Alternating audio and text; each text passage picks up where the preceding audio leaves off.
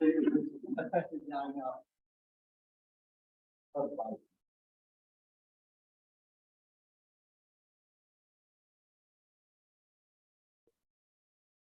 I'll call the meeting to order if we can stand for the pledge of allegiance. I allegiance to the flag of the United States and to the republic for which it stands, one nation, under God, indivisible, with liberty and justice. Call roll and make.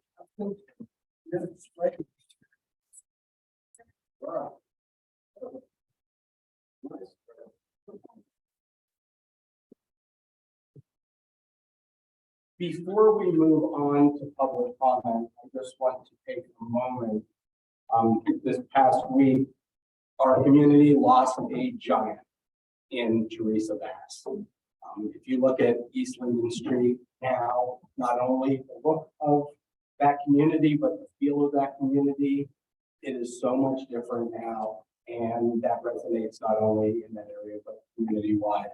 And I just want to take a moment of silence and not only what she meant to East Linden and the Kennet community, but of course she was former council member Latoya Meyer's mother and a friend to us all. And I just want to take a moment to recognize all Teresa did for this community.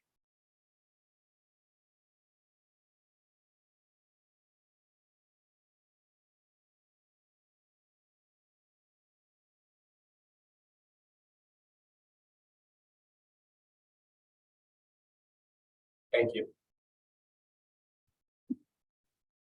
We will now move on to public comments. John, she beat you to it. Oh,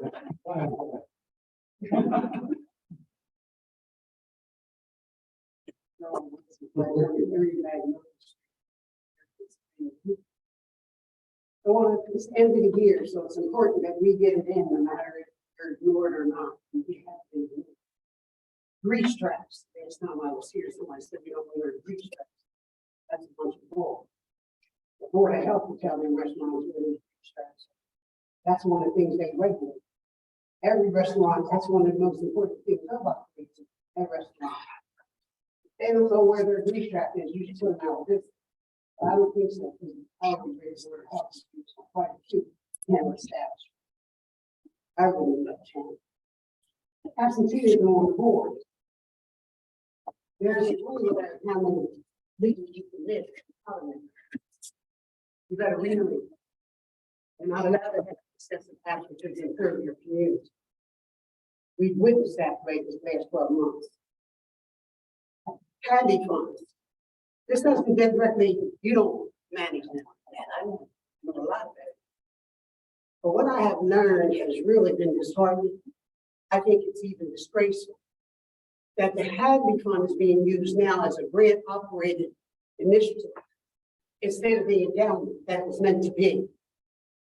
The Hadley Fund is a fund that was supposed to build cultural enrichment between the Kennet Unionville areas for a diverse community to come together. We haven't had events in years, so several years ago, I saw a little sign, I think up on Friends, that said something about a children's program down in Winterville. Well, that does allow the availability for all our cultural and diverse communities to participate as far as to view. We have seen, and I was in that audience, might have said it before, Martin Luther King, 1968, I believe it was, came to Unionville. Somebody, I read in the paper, a young boy said an hour and a half late. He was 3 hours late when the helicopter brought him in. And he spoke eloquently to a diverse community that was probably 95% white in our area at that time. If we had a 10% minority population, that would have been great, but we didn't. And everybody was there together, elbow to elbow, to hear that gentleman. I saw Thatcher Longstrap, if you know him. James Farmer, if you know him. Rufus Harper, black man who paid the bagpipes. We've seen a lot of cultural enrichment programs for the general community to enjoy as a whole, and that was the mission statement. I recently found that through the Westchester Foundation, that they donated, the grants, they call them grants. The Mushroom Fest don't qualify. Unionville Fair has become a carnival, doesn't qualify. I've heard two comments of two things for La Casa Alejandro, caroling, which I haven't seen, and it wouldn't do the whole community. And also the mural, and it wouldn't do the whole community. MLK breakfast, that actually collects money to eat there. A concert series in the park for their electric. This is disgraceful. If any of you have any affiliation or any pull, I think you better get to hopping because they're not the kind of programs we had before. And they have definitely made a disgrace of that endowment. And it was for years. And at the end of when I looked on the internet, there was a form there where you could donate. That endowment held its own. So I don't know what's going on with it, but somebody else in power better find out if you care. The other thing I want to talk to you about is tax hike, tax hike, tax hike. Ridiculous. We heard the excuses want to make a pattern, a reserve for our accounts. We're supposed to project enough in our yearly budget that you don't have to do that. That you can't be taking our funds and just building them up and building this. You can't do that. Now, what I do know you're probably taking our funds for, and you're moving ahead like you didn't have this growth, like you didn't have backlash, like you didn't have opposition more than me and you did about this building. People said so. And I think it's a question for the referendum, not you. I think it's definitely a question for the referendum. As you sit here and spend taxpayer money and don't know how to manage it, because that's what shows. Because I can add up. I wish tell you we had 2 White Houses. We don't have 2. We got 4. We have 2 Genesis buildings that are not ours, but don't generate any money for our town anymore. We don't get a 1% tax. Never did. Because they brought people in from somewhere else. We got the 2 garages. When we needed maintenance on, then we took an extended bond that was to be done in 2023. Said they were saving us money, cutting time. Next thing we know, we bought another garage. I impel you. I beg you. I'm on my knees. That as soon as someone inhabits those 2 buildings, that those garages are sold and let a private entity out. That's the only way a private person is going to buy. You have to show you have that kind of flurry in this town, or it's not going to happen. And you don't have it, and you're moving like you do. And that's very much an injustice to us in our pockets. A tax hike will be definitely wrong because I say selfish, so you know that. This bill has not only the money to dismantle the side of the road, recreate a new one. It has a dead police station that you told us you want $4 million. I just think you just tap on money when you see something that's like Republican like that. They need it for that. Because we really don't need it. And I heard you was in the process of selling the police station as it is today, which should be kept. We don't need another police station in Chester County where it's just there with a big seal on it. And when you go to get to the door, you can't get in. You don't see the police. You don't even see them in their car patrol. It's a rare sight. When you hear an incident, they got somebody tied down with your stuff in. The other thing about that is, I've seen all these new buildings with a whole bunch of new, and I'm not about a whole bunch of functions in other words. We don't need that here. We function well just like we are. And the police are not supposed to be in the station. They're supposed to be working on the beat. Thank you, Ms. Watson. I'm not finished. This is the end of the one thing, 3 minutes ago. No, I didn't say one thing. You Not said yet. one more thing I want to talk to you. No, I didn't. No, I didn't. Ms. Watson, it's been 7 minutes. No, it's not 27 minutes. $55,000 for this building in taxes. And that's because you went to the school and had a program Thank you. on only a portion that you're on the use. Mr. Thomas. And for 7 years, you let a man buy the whole Bird Street, shut it down, and then shut poolside down. And the whole side of town that used to function had a nice community, had an org, had a climate, has been destroyed.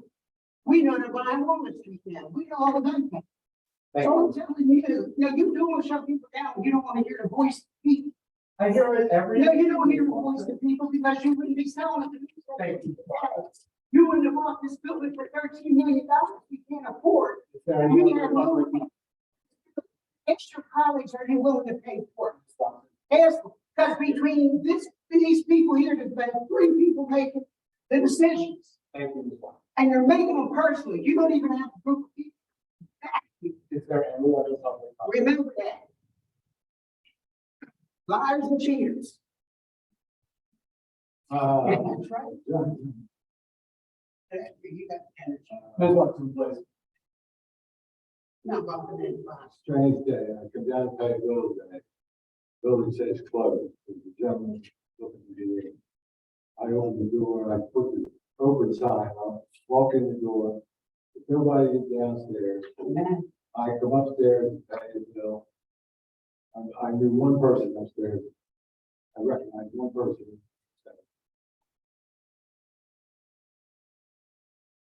The work was gone.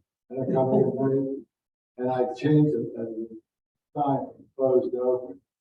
I come tonight, come in at night, somebody came before me, and I had to put it open again because they closed again. And the lights were on. And I couldn't get in the gym. I had no idea what was going on. I mean, there was a sign there, put your bills in the box. I was paying a special bill. I needed more, I needed to get it. The other thing is I've learned that you're thinking about taking an offer on the police. We have been opposed to it. One, you have an advertising law. 2, I oppose who I expect to fine for having too much inside information. And if you vote to do that, I probably will call the state. I'm saying all along that you're not advertising the buildings you want to sell. That should be the big splash, should be in the mall, that should be in the newspaper, should be everywhere. I still say 80% of the population, 80%. And the other building that if member council gets it, then it definitely will be inside of. The first 2 projects that you want to sell end up being inside there. And I will call the state and complain about it. You're supposed to get as much money as you possibly can. That's your obligation. And if you sell these buildings, have you already decided to change the zone? Are you selling them with zone change? There's only limited what you can do with that. Saying this for months, I still haven't seen any results. Now, I went through this before. When we sold all the property to the ground, and we made a big splash. And we got almost every dime back. It was hard. I mean, but everybody do it. Not one engine, it's shot.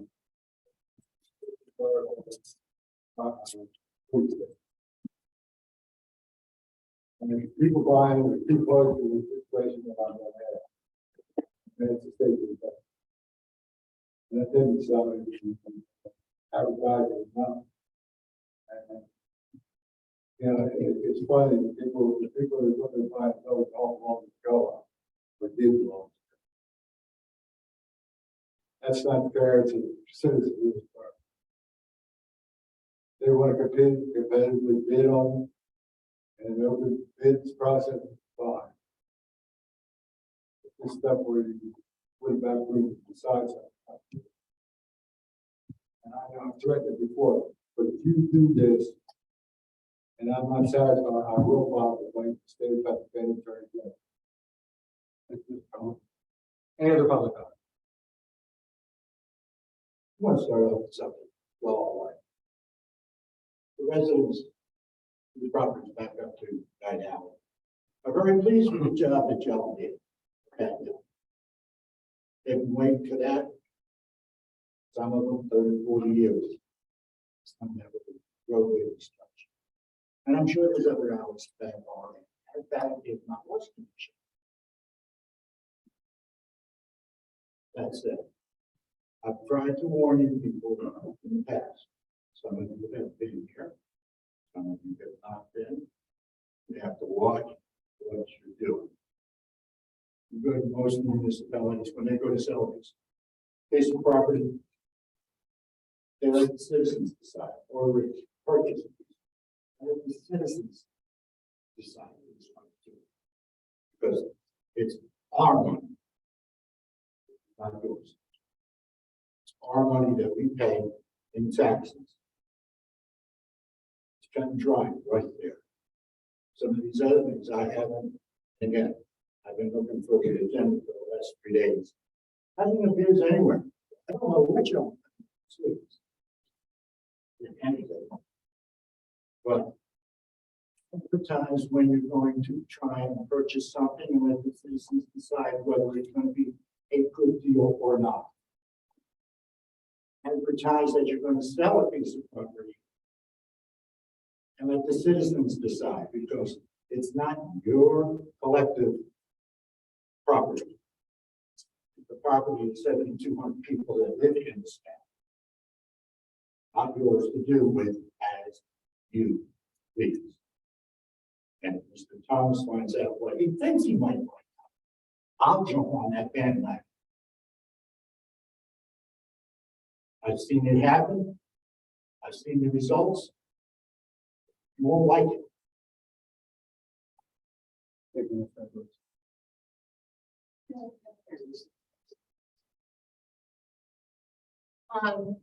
Hi, my name is Megan Helmet. This is my husband Brian. I live in Kennett.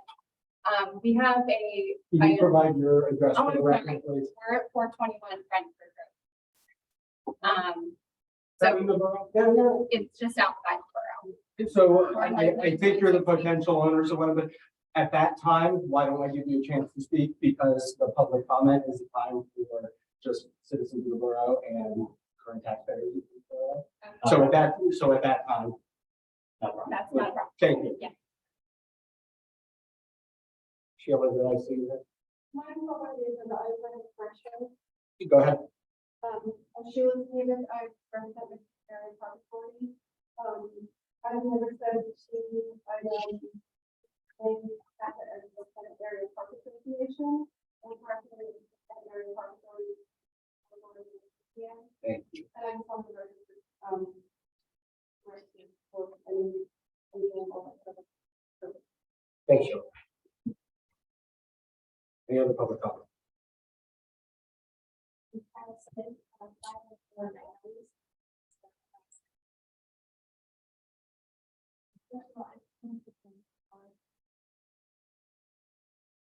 For all of it.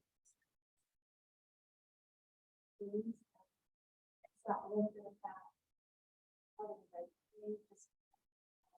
We presented the application to the special committee. Review that quickly. Right, and give it local residents, organize all of this. So let's, for that. And I just want to say, it was one of those moments when, this time, and it was one of those moments, just, how to be here as for everyone, so. It's, I just want to thank you. Part of that. Thank you. Howard Smith, 514 Magnolia Street. I want to comment. This is our last borough council meeting while we're voting the residents. Kingston. Resident. To thank you. This is amazing town to live in.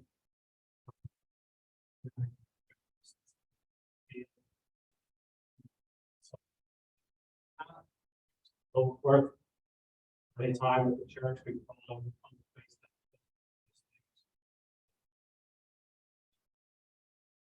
I'm not going to say that I agree with every decision that the council has made.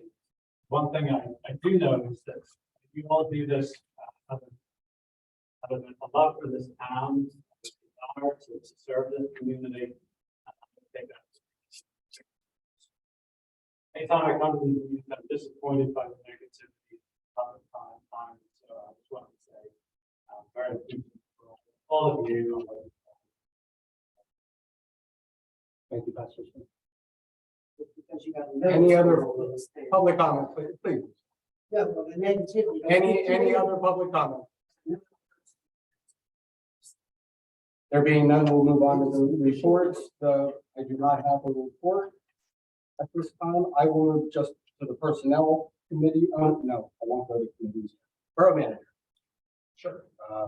So regardless of some agendas, it looks like everyone still has access. John, your point, we had sickness today, an issue. So we're a little short staffed today. We're running pretty tight to the phone, so I apologize for that. Oh, I'm sorry. Just as a kind of catch up to a few things here. For the record, all the properties that are up for sale have been listed on our website and advertised since. So they have been listed. There was a formal bidding process. The action that we're proposing to. So whether it's decided to sell or not sell, there was a clear process in place and localization that focuses on this. So they directly sent mailers in the industries. Whether we've got a great proposal, I think we did, but that's a good question. The process itself is clearly documented. Yeah, I appreciate the compliment from Ken and our please.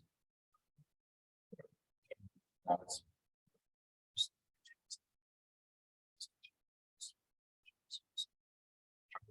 on some bad, obviously raising taxes. It's never fun. And Sheila definitely will make that change. And then we'll definitely miss this. So that's it for me. Anything for Kyle?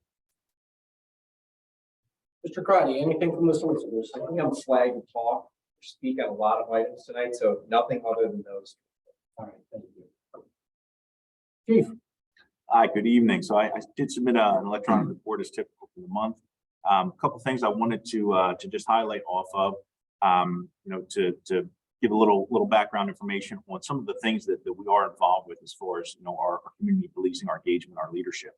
A couple weeks ago, I got to attend a Safe Schools Symposium in conjunction with all Chester County school districts, the IE unit, and just really a talk about school safety, preparedness, and how really we look in comparison to all the other school districts in the county. And I got to say, I was thrilled when I left this meeting because for the past probably 4 years now, I've been working with our school district for their safety and security protocols, policies, procedures. And we are so far ahead of the curve in this school district as compared to most municipalities in Chester County and other school districts. Not to say that they're doing anything wrong or incorrect, but so much thought and devotion has gone into our school district to plan for where we are today. Was really, really nice to walk out of that meeting to see how collaborative effort we've been able to come to the point where we are. So really my hat goes off to our school district for the effort and the time that they put into it. The last little measure to update you on is reference to our Bluebeards for Charity. Our officers, I put in a report that we were at 2185. Actually, as of today, which closes out our donation efforts, our officers were able to raise over $2,500, which was fantastic. Money from each officer went into this, along as outside, donation and raise, efforts to raise that, for the 5 charities that it's going to then be split up with. That'll be tallied with all the other Chester County agencies here on December 7th, and then a check presentation is going to be on the 17th.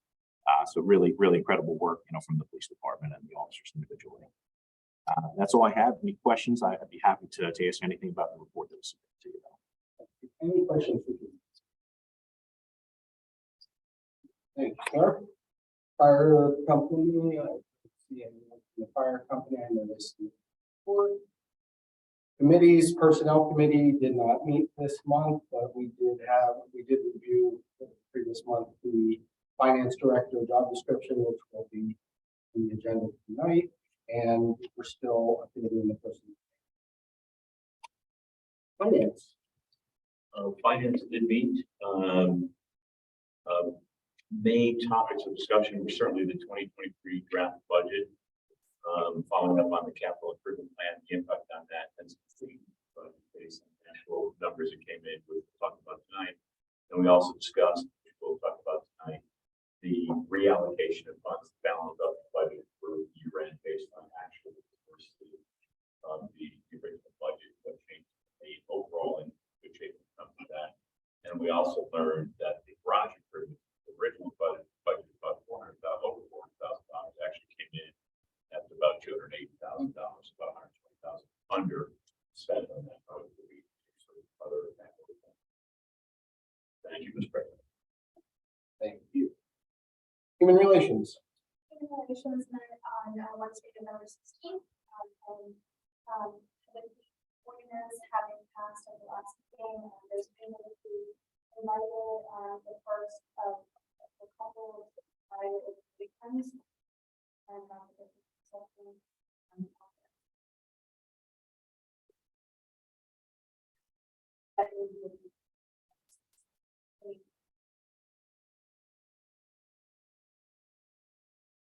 Thank you. Municipal relations. We, I guess last month, council meeting, so we did meet quickly in October, and the goal is to reorganize a little bit and have a ongoing meeting starting January. Started the holiday season, and there wasn't a lot on the agenda. But we'll be reorganized.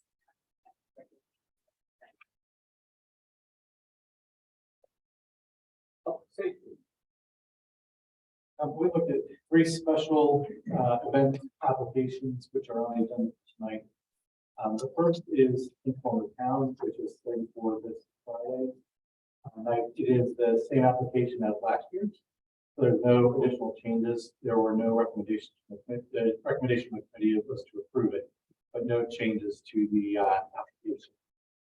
Same thing with Winterfest for Sunday, February 25th. We voted as well to recommend council would do that.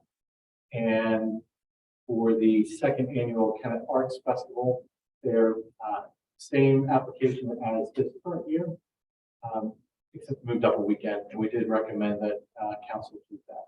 So those 3 were reviewed. We did kind of have a discussion on special event applications, and really would like to work with council on some type of better policy. It's a real challenge to have, we're approving tonight, assuming council does, an event for something this Friday. And it's a challenge. It's a challenge to get staff. It requires overtime from the police department and public works. And so we think it's a good thing, and the merchants want it, and it's well attended. But it is a challenge when we get stuff, especially during the season where there are nonstop events. And we're asking people for more overtime, going all the way through to and including New Year's Eve on there. So we don't have a recommendation on it, but we would like to see a policy. We'd like to see annual events that seem to be that way be submitted earlier in the year and have a master calendar so we can look at stuff and say, yes, we like it, but this is the 5th weekend in a row that we're bringing people in, and push that event to a different time. Or obviously holiday ones are holiday sensitive, but does it make sense to try to move things that are affected the holidays to different times that are not holiday related? And just trying to get our handle around it. We love, consistently we hear how nice it is to have events, people enjoy them, but it is taxing on a small police department, a small public works department to ask people every weekend to be in overtime. And so there just has to be a way to have a master schedule with some planning on that. The chief brought up a really good point. The parade the Holiday Light Parade, which Mr. Smith brought up, which was incredibly well attended. If you didn't go, it was probably by far the most well attended parade I can remember, in the last 12, 13 years. Incredibly well attended. However, because we hold up that Friday night, which I think is a good night, chief's point was that is a paid holiday. So automatically folks that are off are being paid for, it's actually costing us triple time in a sense, right? So if you moved it to Saturday, it would cost less money because it would be regular, it would be time and a half as opposed to the holiday pay. So just there needs to be some master looking at the costs and the dynamics surrounded by, it might be okay to do it. The question would be who's paying for it and just getting a better handle on it. So we really would like council to have that as an agenda item, just to come up with a better process for approving and reviewing special events. It is a lot on a 14-man police department and a 10-person public works department to just to juggle those all the time, especially without notice. And people already have vacation days planned and holidays planned, and all of a sudden they're getting canceled because something else, it's come up. So it just, in fairness, we need to just have a better look at this on there. And a lot of that's probably education, because like you said, we think of it as the event is well attended and light, and we're able to close the street, but there's a lot of other factors. Yeah, I'm not negative on that. I'm one of the first ones to say, let's have an event. But there should be some better master planning, and it should be more than 2 weeks notice, 3 weeks notice for closing streets, and so it needs to be further out. That's it. All right, thank you. DMS? Yes, so Fire EMS Commission met on Tuesday, 8th, to go on the fire station, the shorter meeting was on election day, and we voted to approve the recent installment of the volunteer incentive program money, and for the firehouse.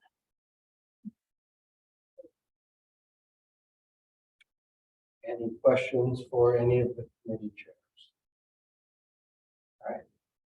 We'll move along to our public meeting. The first two items are opening a public meeting since these are ordinance changes. So the first one is considering, again, my favorite ordinance name ever, fats, oils, and grease ordinance, or FOG ordinance amendment.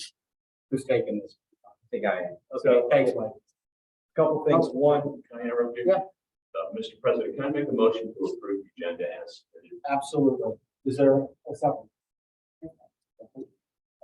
Any council discussion? All in favor?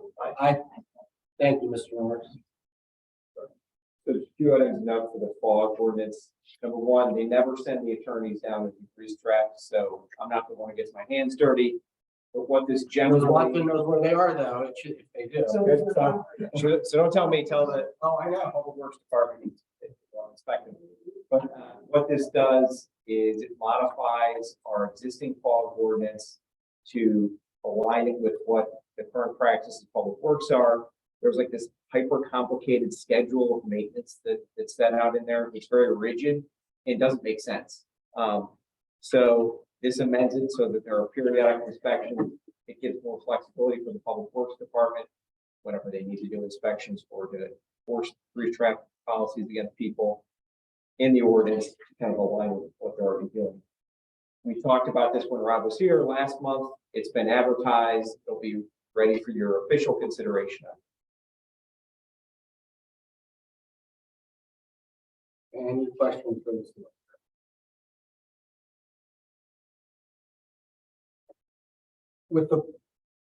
Does public comment satisfy or do I need time for the public to comment on?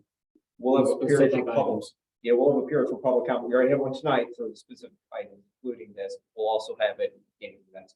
So that'll satisfy. Okay, I don't need one right now. No, Okay. and this is just an ordinance, I'm sorry, Nick. Okay. An ordinance amendment under the Pennsylvania Borough Code, so there's no public hearing requirement. It's just notice. Any discussion? Any objection to moving this to consent?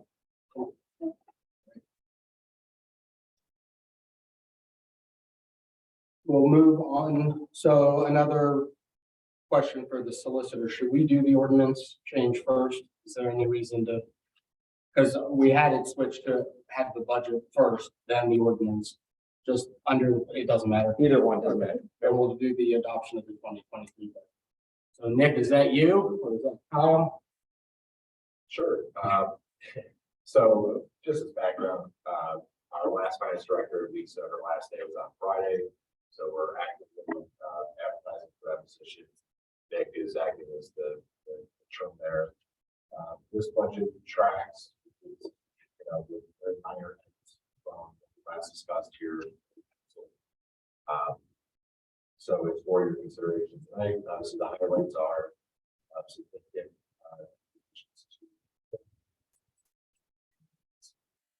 keeping operating costs pretty much flat where they've been. I think that some of the statistics were that they're below CPI in almost every department. Actually, in every department, below CPI growth. So I think it's pretty balanced, good budget. I can take the question.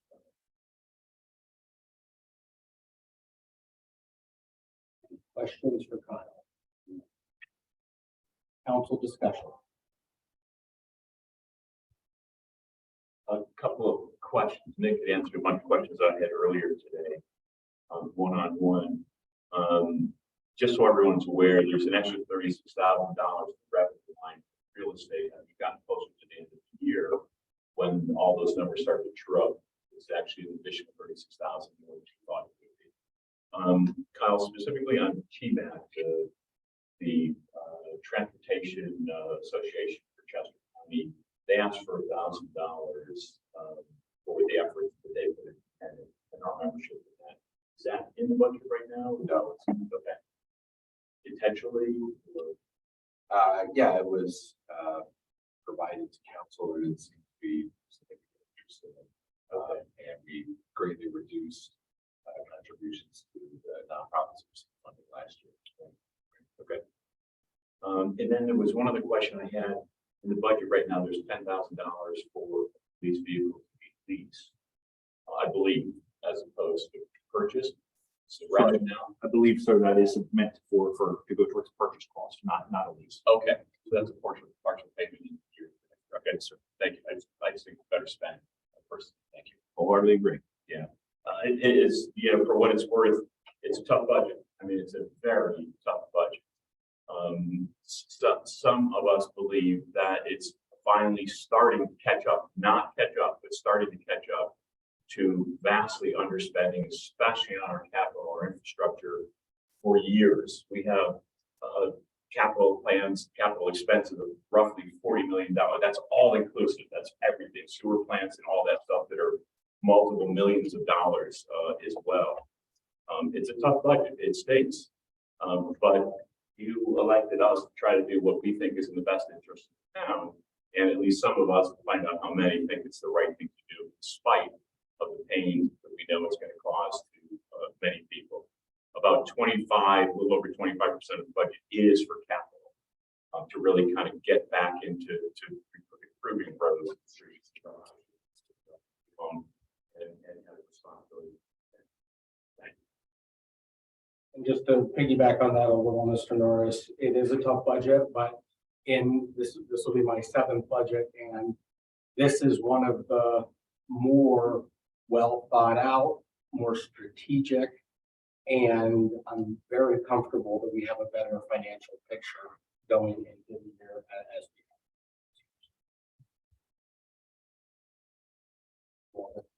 we go.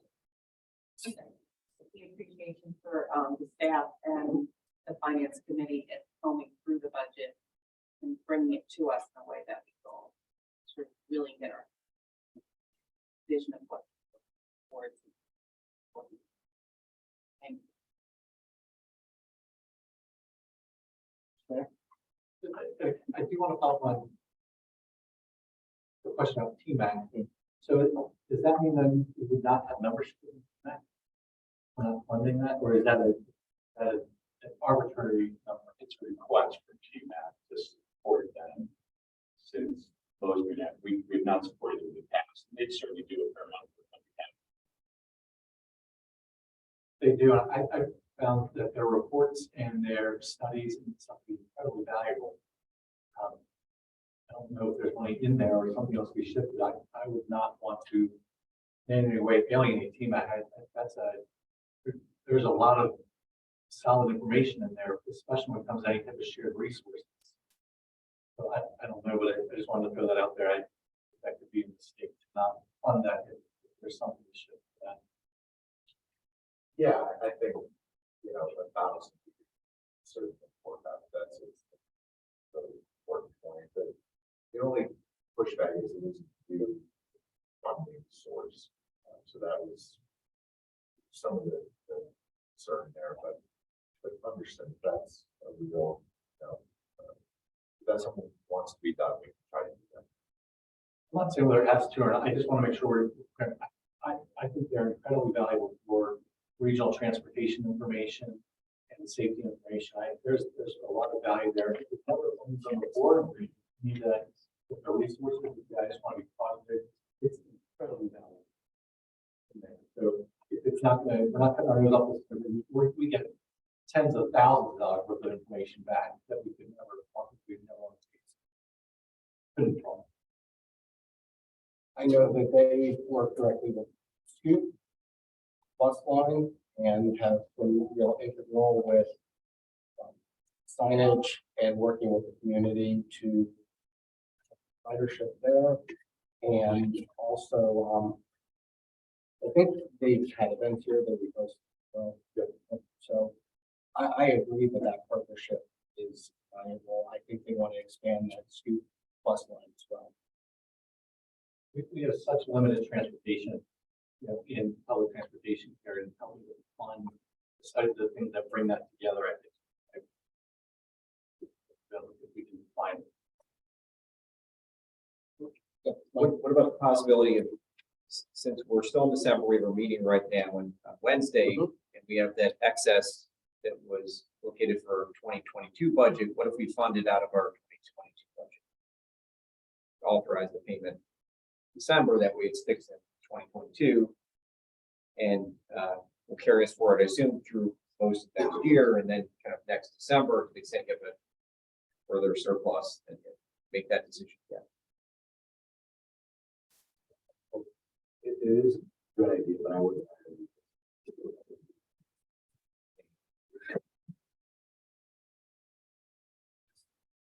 We can easily get behind on funding things previous year.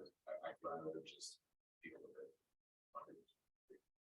If that's a priority, then that's what we should find. I'd be supportive of that. Any other comments? Let's make this out of consent for Wednesday night, just so we can clarify that that's been done and. Sure.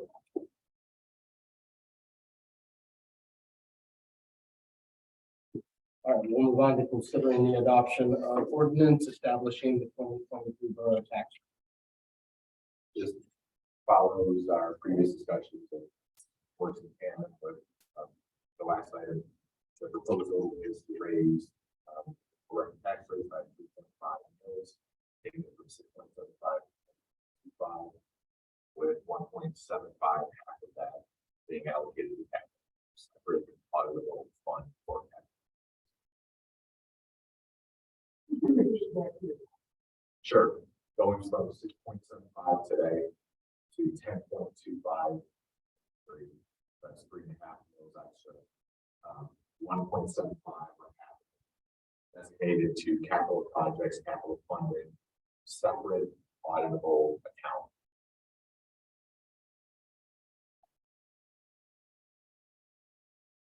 And this is what's been proposed since the first go round. Yes. And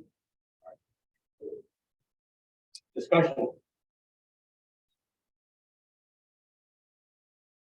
Kathleen, you look like you wanted to say something there.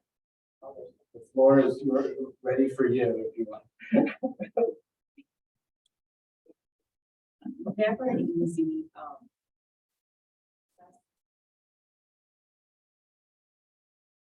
but considering where we're headed,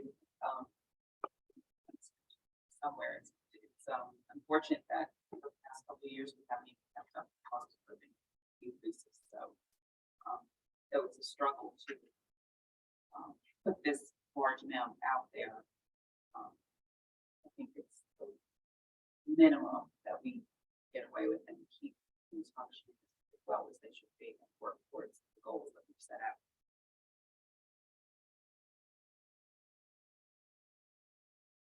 For my comment, Mr. President, I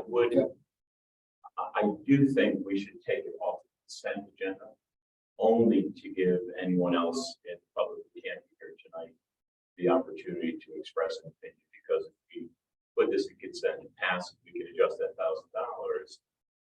And I know it's a risk, and I know I'm supporting this, regretfully supporting it, but I just think it gives anyone else an opportunity to express an opinion that might want to come up with Wednesday. And there still will be public comment, and I would preface the consent items with this includes the tax increase and the approval of the budget as well, to make sure that the public knew that, but I have no objection to pulling it from consent and voting separately. I think it's it's important enough, big enough change to probably bring this 2 cents. I'm fine with that. I'm fine with that as well. Any other discussion on the tax rate? Mayor? I will make this, I'm going to make it tonight or one tonight. It's a big tax rate increase. And it will be the third tax increase, I believe, in 20 years. In there, so it's, we don't raise taxes lightly. I will tell you that I met with former Councilman Kramer and Councilman Myers, and we talked about this at length for a little bit. And one of the things they both mentioned not raising taxes during their tenure was that they didn't necessarily felt the confidence that we had a complete financial picture in front of them. And both of them said at that meeting that they felt with new borough manager, new borough finance director, new finance committee, they felt that the due diligence had been really well done. And both said to me that if they were on the council vote, they would vote for it. And they didn't 4 years. And they both represent different segments of the community. And they both provided feedback that they both felt really good. Councilwoman Myers said to me clearly, she said, I never felt confident voting, but I wasn't confident that we were managing our money the best that we should. She said, I don't feel that way anymore. And she felt really good about it. And I appreciated their comments. I thought they're really good. It's not easy when you make a decision that you're going to increase the taxes on your neighbors. And it's very close to home. It's your neighbor. So I will say that in the mayor's office has to approve the budget and the ordinance itself, and the council passes that I will sign. Anything else from council? All right. I'll just separate item on this. We will move on to discussion items. Control on the town. Right. Yeah. I would say I'm not an administrator for Pharma. I said that I've met Mayor Kelly, saying, I take responsibility that we did have some glitches, illness, more than one person's part, personal issues, and on my part, a fair amount of experience in this role. It has fallen on my shoulders, and whether it's extremely helpful. Having said all that, I prefer patient intelligence before mentioned, and ask that we go ahead with this, and it won't happen again. I already had that conversation by email. At any rate, it is very well attended. And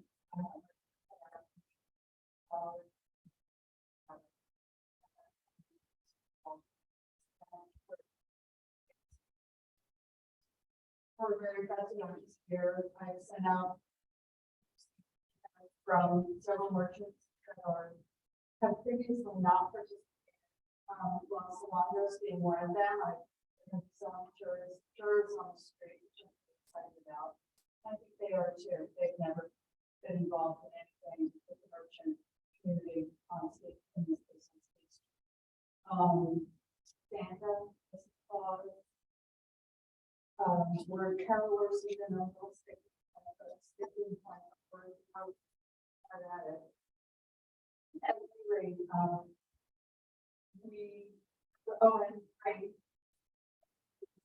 as well. And, so we would ask for approval for Friday, and I do apologize for. Thank you. Anything from council?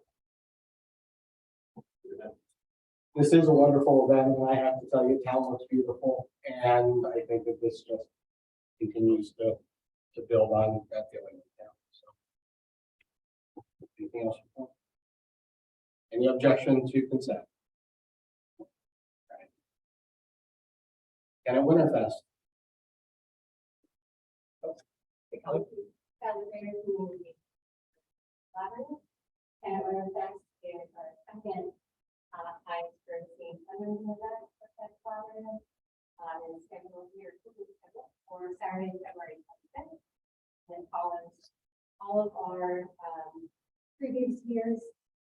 It is a good fundraiser, also a well event for my residents and my visitors. And approximately selling 1,100 and then we'll follow through and so forth. Are there any specific questions? I didn't see any changes from previous years. Anything from council? Thank you, council. Any discussion?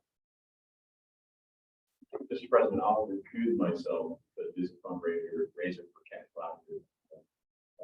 Board Cat Cloud.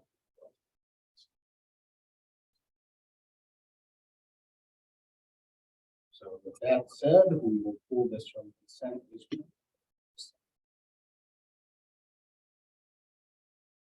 And the second annual Arts Festival. Seems like we just had an Arts Festival. On the flip side of an event that's just at the end of the week, now this one's next year. We'll compete there, we are going almost a year ahead. Thank you. I appreciate that. I appreciate that. It's got to be 60 days. Yeah, we're playing the second. Year 16. Services. I won't tell you we may come back and school change. We love to do it that day, but we've got a high school homecoming this year, so we told us in January. But we are trying to get this out on the web because we start signing up. I think we're going to be okay. Homecoming tradition. Last year we had 100 artists. It was our first year. We always be a gentleman. Right on the the art is open. Every time we thought we were really doing, he corrected us. It was great. And we still, in spite of our students, we made about $17,000. Those of you that didn't.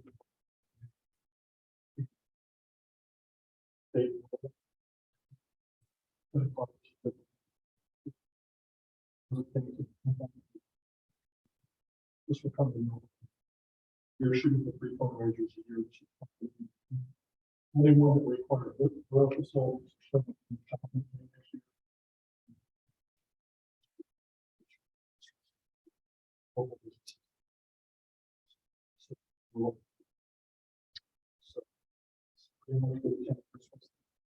One last thing, since a few seconds here, you do need, everyone should stop by the library, hopefully.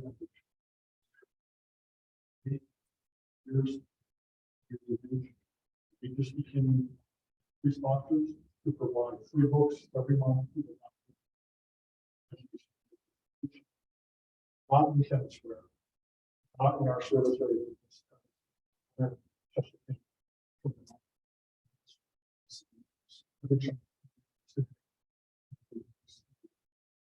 Many of us are fortunate enough to have children that have 30, 40 books. There are many children.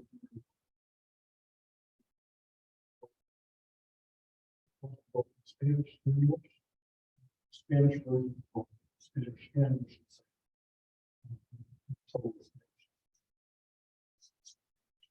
That's a free service, doesn't cost anything. We are sponsoring it to a small amount. AHA would help. Just in your foundations. Funding, it's incredible. We met with the high school last week. They are over the moon because they were trying to figure out how to do this and pay for it. Really pushing. Chester County Hospital with medicine. When the kid pops out of the room, I think they call it honors. But they get an application for the program, but they also get an application for it. Moving forward. Moving good. Any questions from the chief? Any discussion from council? I will move that to consent with no objection. Moving on to the Civil Service Commission, certified eligibility, considering the certified eligibility list, hiring list. Chief, is that you? Yes, sir. Good evening again. So this is the end result of the civil service process that you charged the commission earlier this year. Testing has been completed. All the process has been completed. Civil service met on November 28th to certify the results of an eligibility list for hiring, and then a certified hiring list of those candidates for the proposed positions. So both of those lists have been presented to you for consideration and approval. Just to clarify, this is just to approve the list, not to hire any of these. Any questions for the chief? Just one, chief.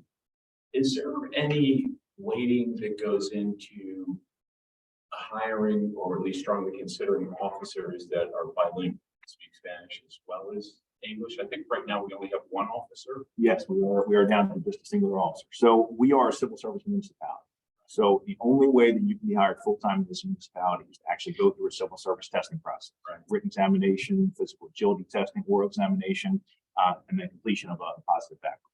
As much as we advertise, we utilize the PA chiefs, all kinds of local and state social media. We did not get a single bilingual officer apply this time around. And not to say that this is uncommon, there is not as many applicants, looking to get into the emergency services policing field for law enforcement as there was 10 years ago, 20 years ago, 30 years ago. We started with a candidacy pool of 10 officers, which I was a little unhappy about at first until I realized that we were ahead of the curve from other municipalities in Chester County. For example, some agencies, Downingtown, Township, they've only been able to get as high as 6 applicants in some of the testing process over this past year. So it's a very competitive process, whereas all the municipalities around us that are townships can simply hire a stroke of the pen. Granted, the candidates have to still pass, the minimum requirements, but there's not such a in-depth testing process. So I would like to say that I wish we were able to hire anybody, and we had that leisure or that ability when we secure part-time officers, which is how we got most of the the Hispanic and bilingual officers that we had over the years. But unfortunately, civil service can be a very administrative process. So I think I hear you saying there's no points for having the ability to speak Spanish. Is that a state issue or? Yeah, it falls under the PA state code, state borough code. Okay.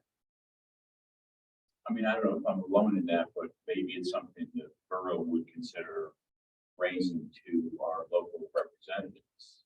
It just, to me, to have nearly half of the population speak a language that our officers for the most part can't speak to, or at least fluently, it's such an important thing, right? And especially because many who understand speaking some population just struggles with the concept of police, the role and the integrity of police. Here, it's so important to get them more integrated. Well, and I think a lot of that fear comes from what they become accustomed to as far as the policing that they saw in the corruption and whatnot. So that trust level is, I mean, we've been working for years to try and engage in our community and build that level of trust. I would agree. It was so much easier, like I said, for part-time hiring, to be able to get those viable candidates. And we've hired probably over the past 6 years now, we've hired, I want to say 4 or 5, different Hispanic officers. And we've lost them to townships that could just bring them on after we've trained them. It's all wonderful officers and assets they work with. With the current union contract, can you incentivize an officer, or that's to learn Spanish? They don't speak. So we could, really, that would be something that would be part of collective bargaining, The next agreement. because we incentivize education. There's bonuses, for officers and continuing their education. So yeah, same thing could really be put into place. Sure. Are there any recruitment efforts that could try to pursue even with our local high school? Yeah, so actually we are engaged with the high school now.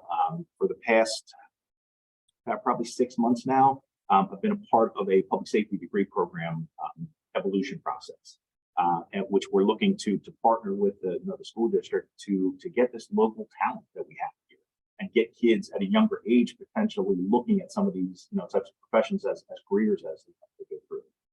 So we are trying to work that. So Chief, are those exams not offered in other languages? They offered in English only? To my understanding, yes. Because I know the Fire Control Board met last month, and that's something that's an issue with fire certification too. It's not offered in Spanish. So there are a number of individuals who have not become firefighters in a half Mexican or Spanish speaking community who can't be firefighters and serve that population because they can't pass an English only exam. So I think that that's something that we could either do individually or as a collective board to talk about. And since you bring that up, I'll actually have to check with the municipal police academies because we were obviously require certification for eligibility for employment. I'll have to see if the consideration of Spanish for the certification through the academy is something that has been considered as well. I have one more question. Are there any financial programs? Did I imagine that to be part of the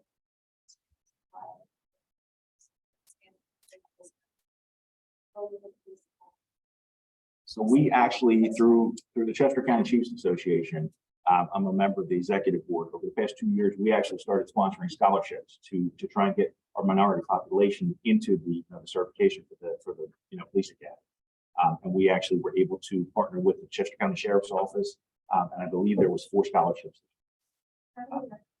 Our social media and also through the Chester County Sheriff's website. And it's something I think we're going to continue to try and promote as we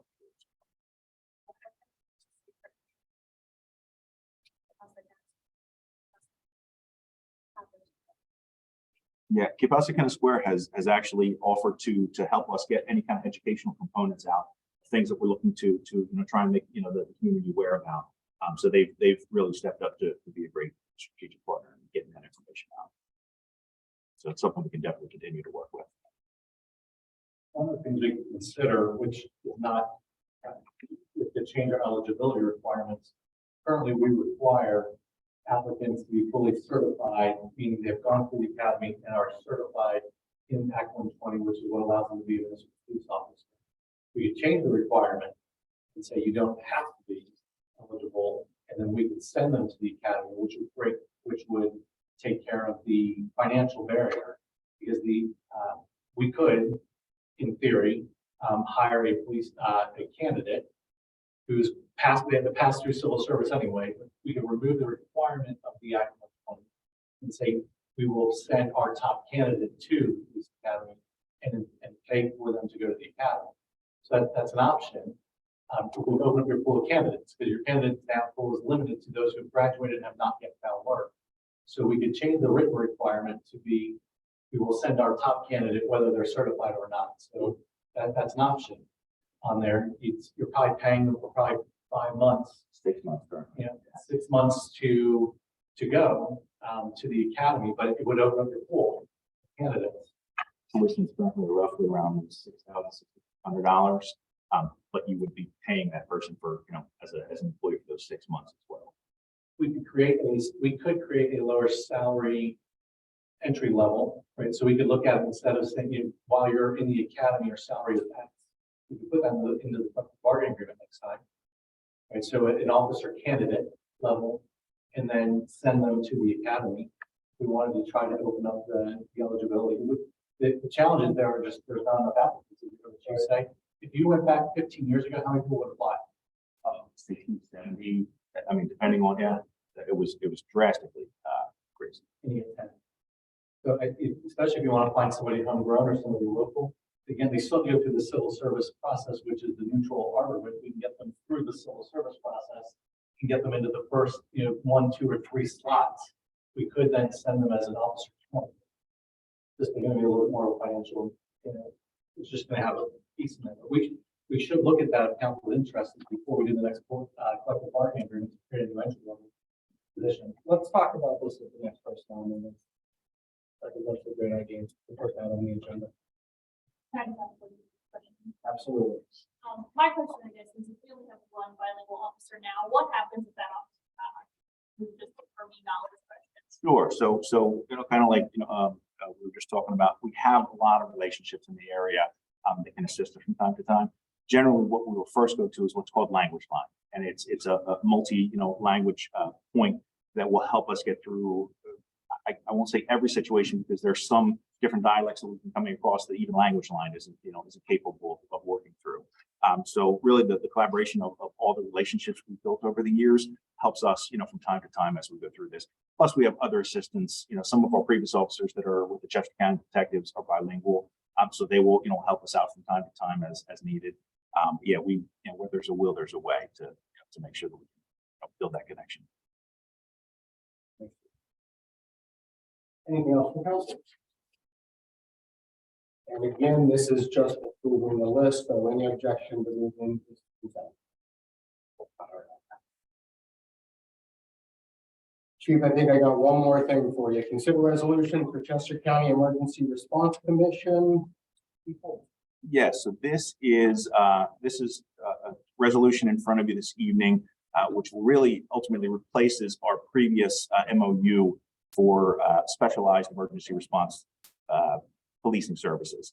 And what this is, it's the formation of a new commission that was derived from a lot of conversation over the past year and a half now, as a way to help take liability off of individual municipalities to be a part of these types of operations and to realize the need for these types of operations. And what has happened now is the commission was created earlier this year, and it's really a pooling of several Chester County municipalities to begin the process, and it's expanding every month as we go through. So what's in front of you is to replace the previous MOU that's been in place for us to receive and be a part of what's called a member municipality of the commission, and continue to be a part of the ERT services. And there's some expansion efforts here. You've heard me talk previously about SCAT. It's a serious crash assistance team that we are in the process of rebuilding here within Chester County. And all types of specialized services like this will be able to fall under the umbrella of this liability. So that's the resolution that's been brought in front of you this evening. And this is just, like I said, it's a continuation of the services we've already been a part of. It's just a new formalized.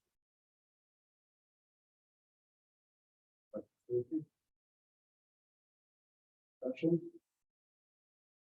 Further down on page 2, section 6, talks about the commission shall have the authority and power to lease, sell, and purchase real estate, personal property, invest monies, borrow monies. That is the actual commission. So us as a member municipality, none of our property, nothing is engaged or involved in this. Okay. This allows the commission to also actually solicit federal funding for some of the equipment. So a lot of the equipment that has is substantial. There's an armored vehicle called a Bearcat. It was a few $100,000 when it was down to it.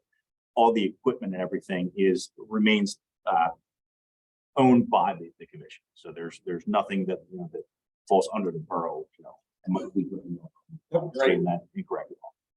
So that would be the commission's property and that has nothing to do with it. Has nothing to do, we're not giving the commission anything. We're just going to maintain a member municipality base. Other than our annual dues, which we've already paid the previous commission. I was gonna ask about that because I didn't see any fiscal impact, so it's the same impact. It's the same impact. In 23, it's going to be the same impact that we paid in 22. Are there any municipalities that aren't members? There I'm just curious. shouldn't be come the end of this month. All the MOUs expire December 31st. So this is the last push to get everybody on. And if not, then you are no longer eligible for these types of services unless you actually pay for everything. And one call out could run into the tens of thousands of dollars. So is this like, that would jack up and support you if we had a big incident anywhere? Yes. In the borough, at the schools? Exactly. Yeah, this is a reformation of what was previously called the Western Chester County Emergency Response Team. Couple questions. I think if I read this correctly, that actually if funds come from Homeland Security, then their criteria for coverage would actually get coverage from this, if I understand that correct. I believe so, yes. I was very concerned when I read this, not about the concept, but about the fiscal and financial obligations. It reads very, very similarly to the fire EMS agreement that we currently have right now. And as we know, that's a real issue that we're dealing with and will have to deal with this coming year, to make a very serious, impactful decision. It's very, very open-ended. It's the executive committee of three that sort of controls, which is not a bad concept. It's just that the amount of power or financial obligation that we have by joining it, at least from my read, is very significant. If the majority of the committee says we want to buy a $200,000 tank, that's the decision. And then the municipalities are all required by this agreement to partake in that purchase. And there's lots of language like that throughout here. I can go through, I have enough questions to bore the heck out of everyone here. But just the concept concerns me. I mean, I would prefer that we stop and almost have a work session around this because of if I read it correctly, Mike, please correct me if I'm wrong. There's the impact of it is generational and very large potentially, depending upon the direction of the commission and especially the executive committee. So that's true. It's a separate body that we don't control. The one trigger we have is withdrawal, and there's an initial term period. I think it's 2 years. First year, and then after that point, it's only 90 days notice. So that's ultimately your exit if you need it. But any of your investment in the meantime gets forsaken. It stays with the commission. Correct. So whatever our dues are for 2023, for example, we're out. We put that in. We're not required to contribute any of our own property or any money beyond what's been asked for 2023, which is, I read the same thing, but and had a little bit of pause, but where I was more heartened is after 2023, it only takes 90 days notice for us to pull out. And we don't, if we've contributed to the purchase of one of their vehicles, we don't get a portion of it. But we wouldn't have to contribute more money than set up. Do we know what the dues are for 23? It's $3,000. $3,000 in total. Have we budgeted for that now? Yes. Is that your budget right now? Yeah, it's the same dues wise. It's the same thing that we've been doing over the years. We've been a member of through MOU probably 15 years. And it started off at about $2,500, and about 3 years ago it raised it to $3,000. And there's no, certainly there's no guarantees, but there's no anticipation that the funding should need to raise. And it looks like there was a founding group, perhaps, those 6 or 7 municipalities that signed the original agreement. Is that right? Those are pretty much the 5 main members of the emergency response. So it goes back to their municipalities as members. What does that mean? Sorry. So there's an executive board of the emergency response team. From those municipalities, it's really 5 members that are mostly connected to the emergency response team itself. So they became the initial ones to come together as a group to start this process. Gotcha. Kent Township, for instance, is our closest neighbor that's part of the executive committee. Yes. I mean, maybe I'm overstating it. If it's $3,000 and we get all the benefits that we have, it's just that open-ended checkbook that concerns me. So I believe that was for when the federal funding component came in. But I think that, as Mike stated, our biggest potential loss is going to be the $3,000. Should come March, you say, we no longer want to be a part of this commission, then we don't have an opportunity to get that $3,000 back as well. Well, but it does say the commission shall be organized and governed and set forth in this agreement. They have the power and authority to lease, sell, purchase real estate, as Kathleen was saying, enter into contracts for goods and services, establish and maintain bank accounts and other financial accounts, borrow monies, invest monies, apply and receive grant funding. It just, again, I'm maybe overreacting. It just seemed very far reaching on the heels of the fire and EMS issues. Unlike that one though, after 2023, we only need 90 days to notice to pull out, and then we're clean other than our 2023. I understand I'd rather go in both feet and want to be in as opposed to going in, trying it out, making sure it's the right thing, right size. That's my opinion. I don't think in the 15 years, there's ever been a special assessment beyond the membership, correct? No. There's never been one historically. And I guess that doesn't mean there can't be one, but in general, they look for that federal funding that they use, that they bring in to do it. I've never seen them spend money beyond the dues that wasn't either federal or state or county ones. Clarify on that. So you're saying that if they want to purchase, like what thing you mentioned, that would come from funding from the government? It would come from funding that they have, not that they would be requesting additional funding from us.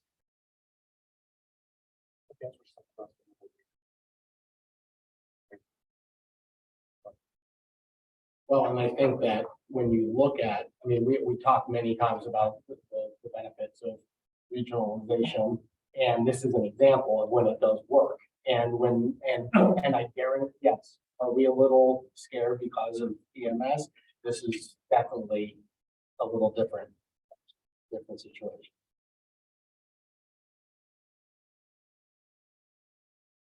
Any other discussion? Bobby said you had a list of them.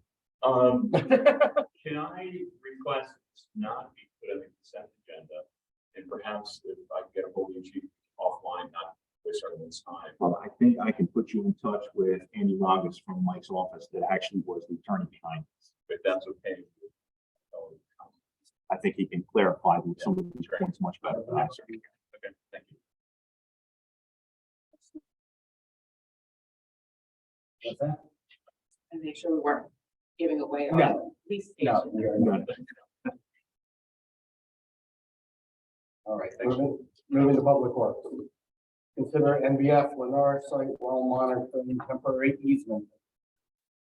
Sure. So this is a post agreement with South Borough Lennar, one of the representatives here today. Basically, the borough would allow Lennar to build water quality testing wells, do right away spaces. For allowing them to build those or access existing equipment, we would then get the results of all the water quality testing. So it's treated that way. And when we say well, it's I think each well, there's 6 of them total, but there are groupings of 2. They're 2 inches in diameter, if not mistaken. One of those being 30 feet deep, one being 100. The idea is they're just monitoring wells, not to draw water out of, just to test it. And then we get the results of it. We have the draft temporary easement agreement for different properties to do so. I see the guy from Lennar has a big poster board to show exactly where. Yeah, and instead of Guy from Lennar, why don't you introduce Yeah. yourself? I'm actually Clark. So I'm Mike Brown, part of the Metro office.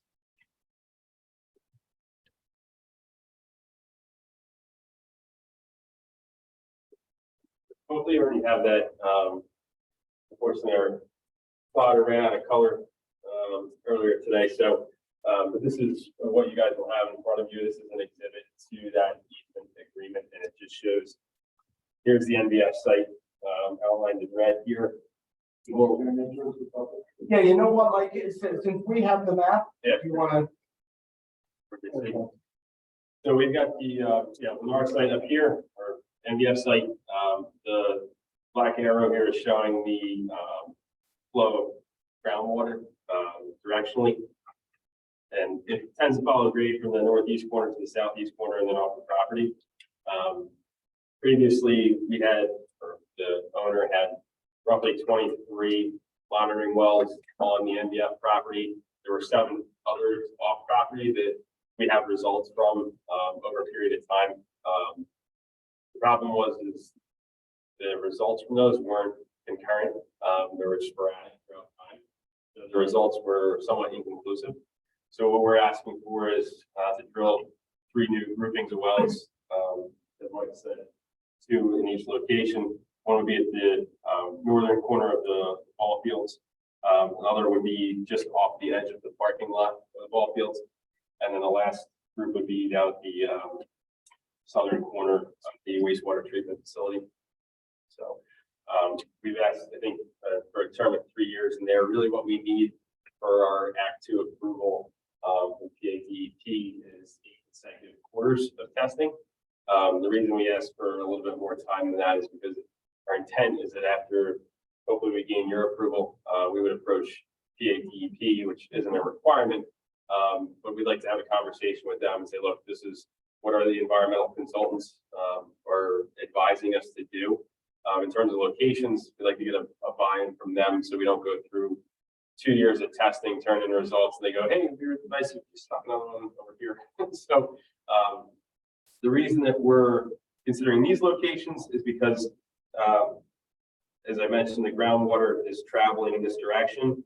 And some of the results we had previously were from the Washington Farm to the south, and also what used to be a junkyard to the west.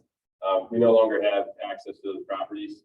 We did approach the owner and couldn't gain access there, so we have to go beyond those. And this happens if the next available properties are controlled by the borough, so that's why we're here asking for your. Happy to answer any questions that you might have. What's the, so this, the first one at the top closest. Yeah. Here, That the one's top of the court, seems to be on a walking path and at the back of the ball field, so concern is for kids. I don't know what a well looks like.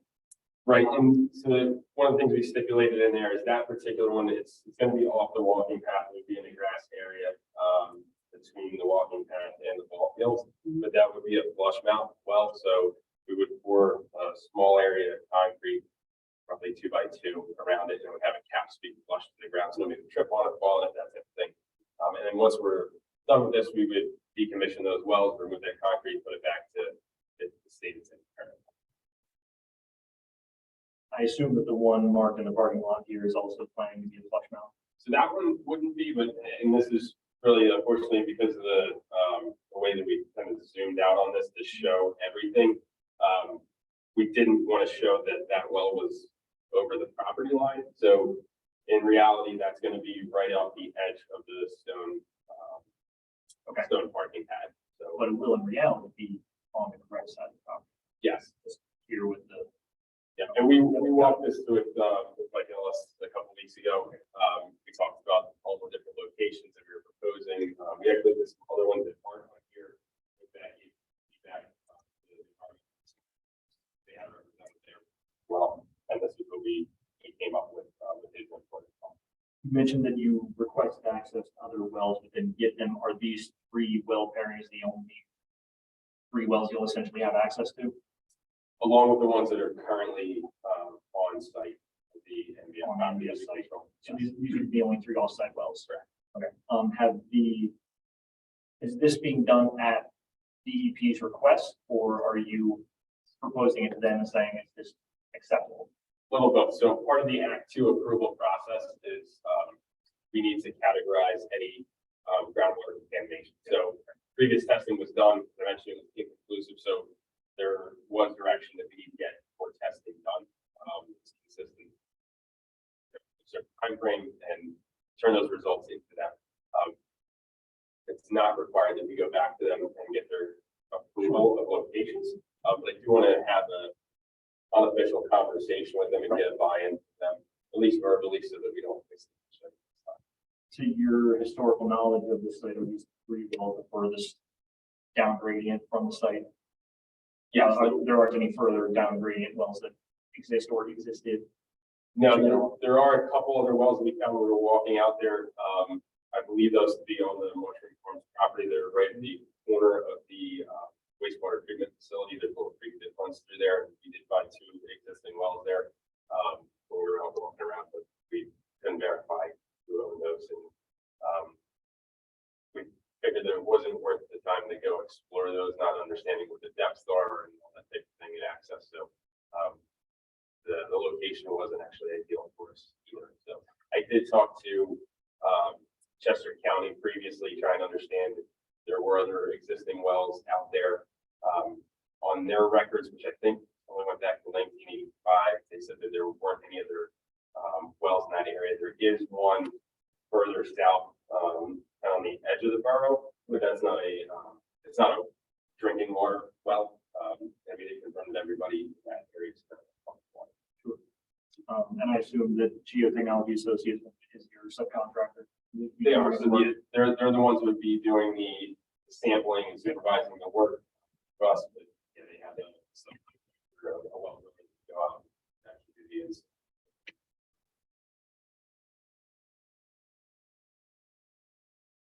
And what are the chemicals or contaminants you're actually looking for? I don't know the exact names of them. I know there were some solvents that had come up in previous testing. So really, they'll test for anything. So I don't think they'll limit it to what was found in previous wells, either on-site or off-site. And will this give sort of an ultimate answer to whether contamination is flowing off that site? So we're trying to categorize the exterior bounds of that, really. So there were certain wells that we had, as I mentioned, there were probably 23 on site. Some of them were there's levels of contamination in them. The ones that we had, I would say, leave it to the previous owner had access to and their environmental consultants. Off-site, again, we're somewhat, they did find some contamination in those off-site wells that we don't have access to anymore. So our goal is really to, based on what our consultants have told us, we need to figure out the way the groundwater is flowing, which we've done, and then try to find those outer bounds of it. So it may be that we get in there and we find something in the first 2 quarters of testing, and then we would go back to DEP and say, hey, we've hit contamination here. What are we going to do? Are we going out further? And I think the way Act 2 reads, that's probably what we have to do at that point. Hope is that we get out there and we don't find anything. I think you said the previous owner, does Lennar actually own that? No. It's changed hands several times. I know some of the testing goes back to I think the 90s, where some of the first test results they had. Current owner, I think, wanted to wait. 2008, So Lennar doesn't own the property. we don't own it. No, we're under contract to purchase it. And as part of that, we're trying to further the Act 2 process, and it's really, in our minds, the first step in this process to ultimately be able to redevelop the property. And you know, or can you share with us what contamination is on the site right now? All I can tell you is that there's two, for the Act 2 process, there's 2 components. There's the groundwater contamination portion of it, and then there's soils contamination. A large portion of the soils work had already been done by the current owner. We're still in the process of analyzing those results as they haul contaminated soil out and remove it. They do additional testing. So we're going through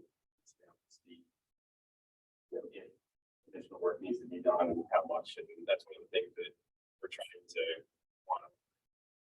So we have understanding.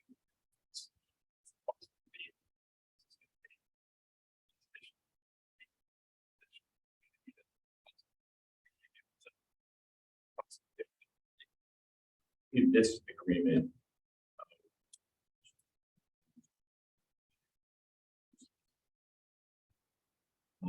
is that the case with the site itself or the canopy? Right now, this is for these wells. Correct. For the information you have on the site itself, is that something that Lennar can or would share with Borough? I can certainly go back and talk to our legal team on it. I don't think we would have an issue with that. At the end of the day, it's all gonna be turned into DATD in a report, so. Yeah, I don't see why that would be an issue. If you can ask your counsel, that'd be great. Certain block is literally on that site right now. Yeah. Yes. The, I don't know how wells get drilled, how much destruction it is, so could you, what the timeline of this is gonna happen, and then how will that affect the ball field? Yeah, so typically to get a couple of, each pair of wells may take a day or two. It really just depends on what kind of, films they're working through, is there rock, is it, they're depending on what they're, how many times they have to change bits out, it's very similar to the process.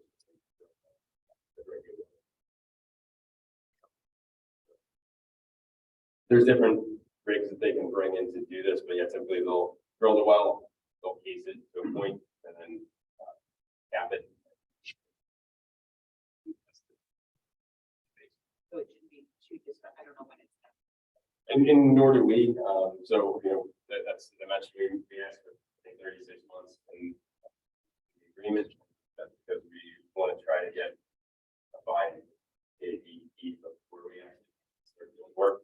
There's also other permits.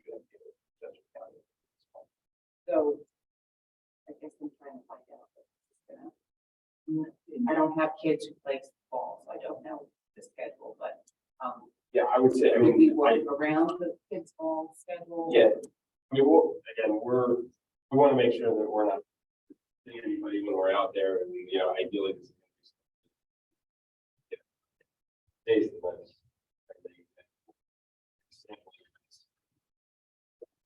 Yeah, somebody else. It's something that we would definitely bring Canada to Parks and Rec.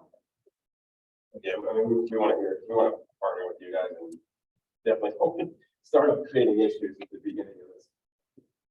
Or like, I don't know. Issues like maybe where we disrupt that whole area. Growing the art. And then, or is that not?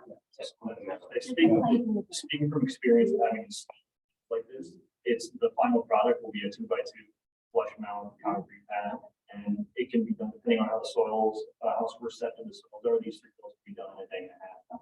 It's like a one. Yeah, and it's basically depending on what kind of rig they use, it could be as small as a large tractor. In and out. Yep. Yes, John. I sold that property to a few. There was a 400 test drills on the MDF.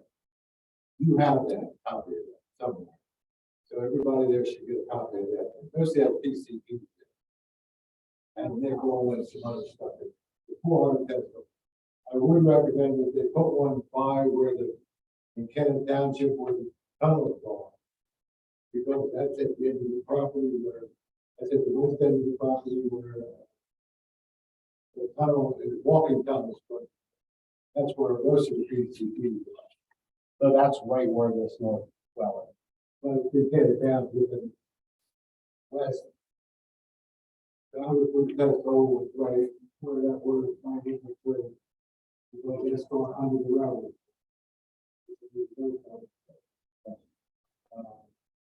You gotta be able to dig out the test holes and all the different things that's in there. I know deer cleans up some of them, but not all of them. That's why the concrete's strong, the lower end. Thanks, John. Any other questions? Thank you. Thank you.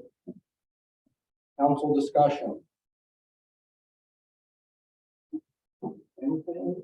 And just, and you see from the staff report, this is a temporary easement. The borough holds the liability for the well and the findings. And ours is responsible party and the findings will be shared. Any objections to moving this to consent? Seeing none. Thank you. All right, moving on to the consider the agreement of sale for 115 North Broad. Yes.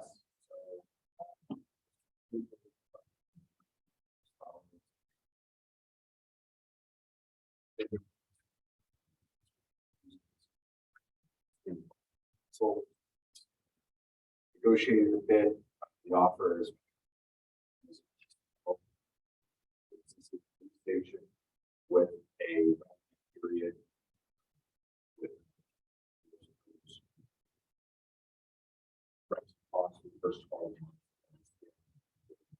The idea being sell the building that we are transitioning out of, begin construction at our new site here, and then have the lease ability to make sure that we always have a home during that construction.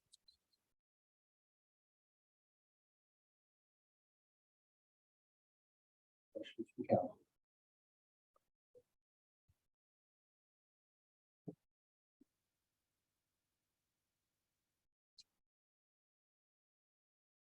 Come on, there has to be some question. Councilman Norris did provide me some feedback. Yeah. Thank you. And the oversight there came out later this afternoon, but it was shown in red line. Nothing major or earth shaking in terms of that would change the structure of the deal. A lot of great clarification language that he suggested.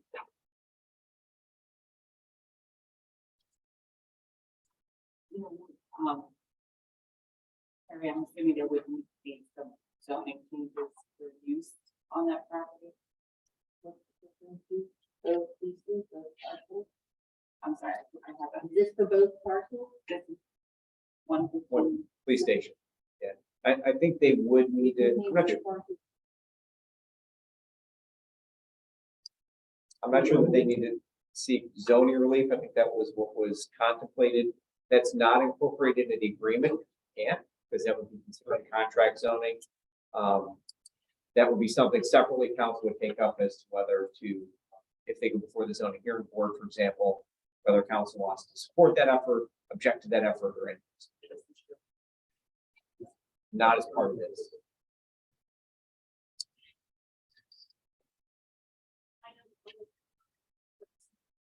We just walk through all the places where we had this property and this one for now, this thing. How we get that. Yeah, so we work.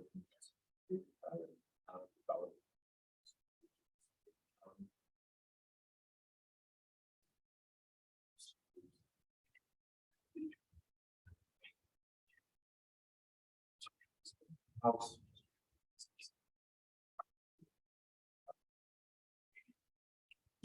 Few sites that we could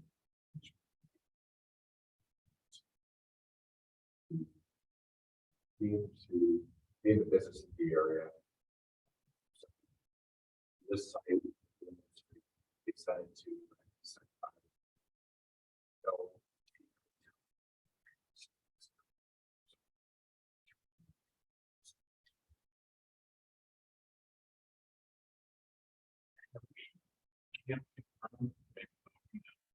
I mean, I was told, I'd like to believe that it was on the commercial version of the MLS, CoStar, and LoopNet, right? LoopNet? It was listed on CoStar, both this and the Marshall Street property were listed on CoStar. Okay. So in terms of the concern of whether or not it's listed, I mean, that's where commercial properties typically are listed. It's one of the two. I don't know if they overlap or percent overlap between them. But we certainly did a fair and diligent job to try to get the word out there. Whether everyone agrees with that or not is certainly disputable, but it was on a listed commercial, sales. Yes. Yeah. I mean, I personally, for what it's worth, the two parcels, the Marshall Street property, if it was marketed appropriately and broadly, I was told it was. I think these are burdens on the borough. We have a $2 million grant to build up the police station. Let's get on. I can disagree about whether we should own this or not, but if the council we agree we should own it, then let's move on and get this building, get the police into a much more professional, appropriate sort of site. If this is slowing us down from doing that or can aid in helping us to do it, I think let's get on with it.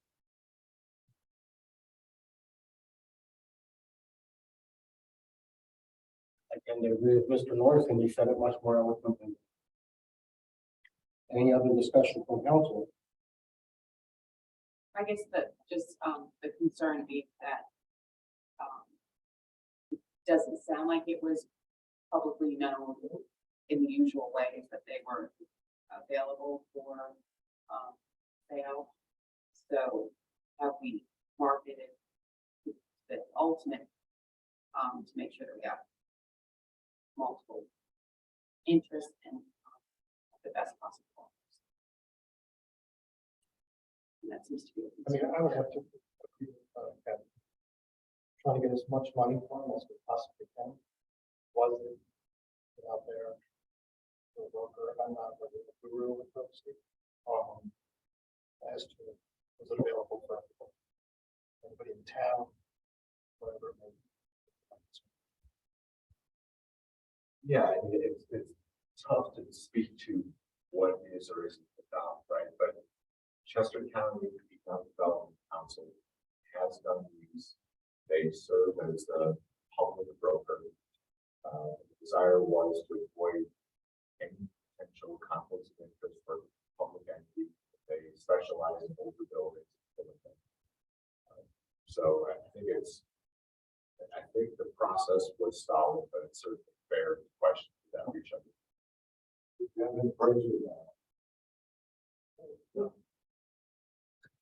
Say you don't know it's good, you don't know. And I think too, that as you, of course, we would want the most money. Of course, there's no arguing that. But there's also the sense of what is going to be the project, what is going to replace what we have. And if that happens to fall in line with one of Vision Council, to feedback from the community, and something that really fits that area, then if it's the first one, that money could be the way to go. And so I'm more inclined, would I want more money? Of course, but do I want the right things for those properties as well too? And I think both of these projects really fall in line with the right uses for those properties. So are we talking about both properties or just? This one, we're talking about 115 right now. Yeah, my statement was for both, but yes. I personally like what's proposed for that area. I live there. I think asset for big. I mean, I'm totally for it. I think just dealing with that. We have, obviously, there is a number, of what the number is of holding on to this property. I guess what it's costing us for now versus what it would cost post sale.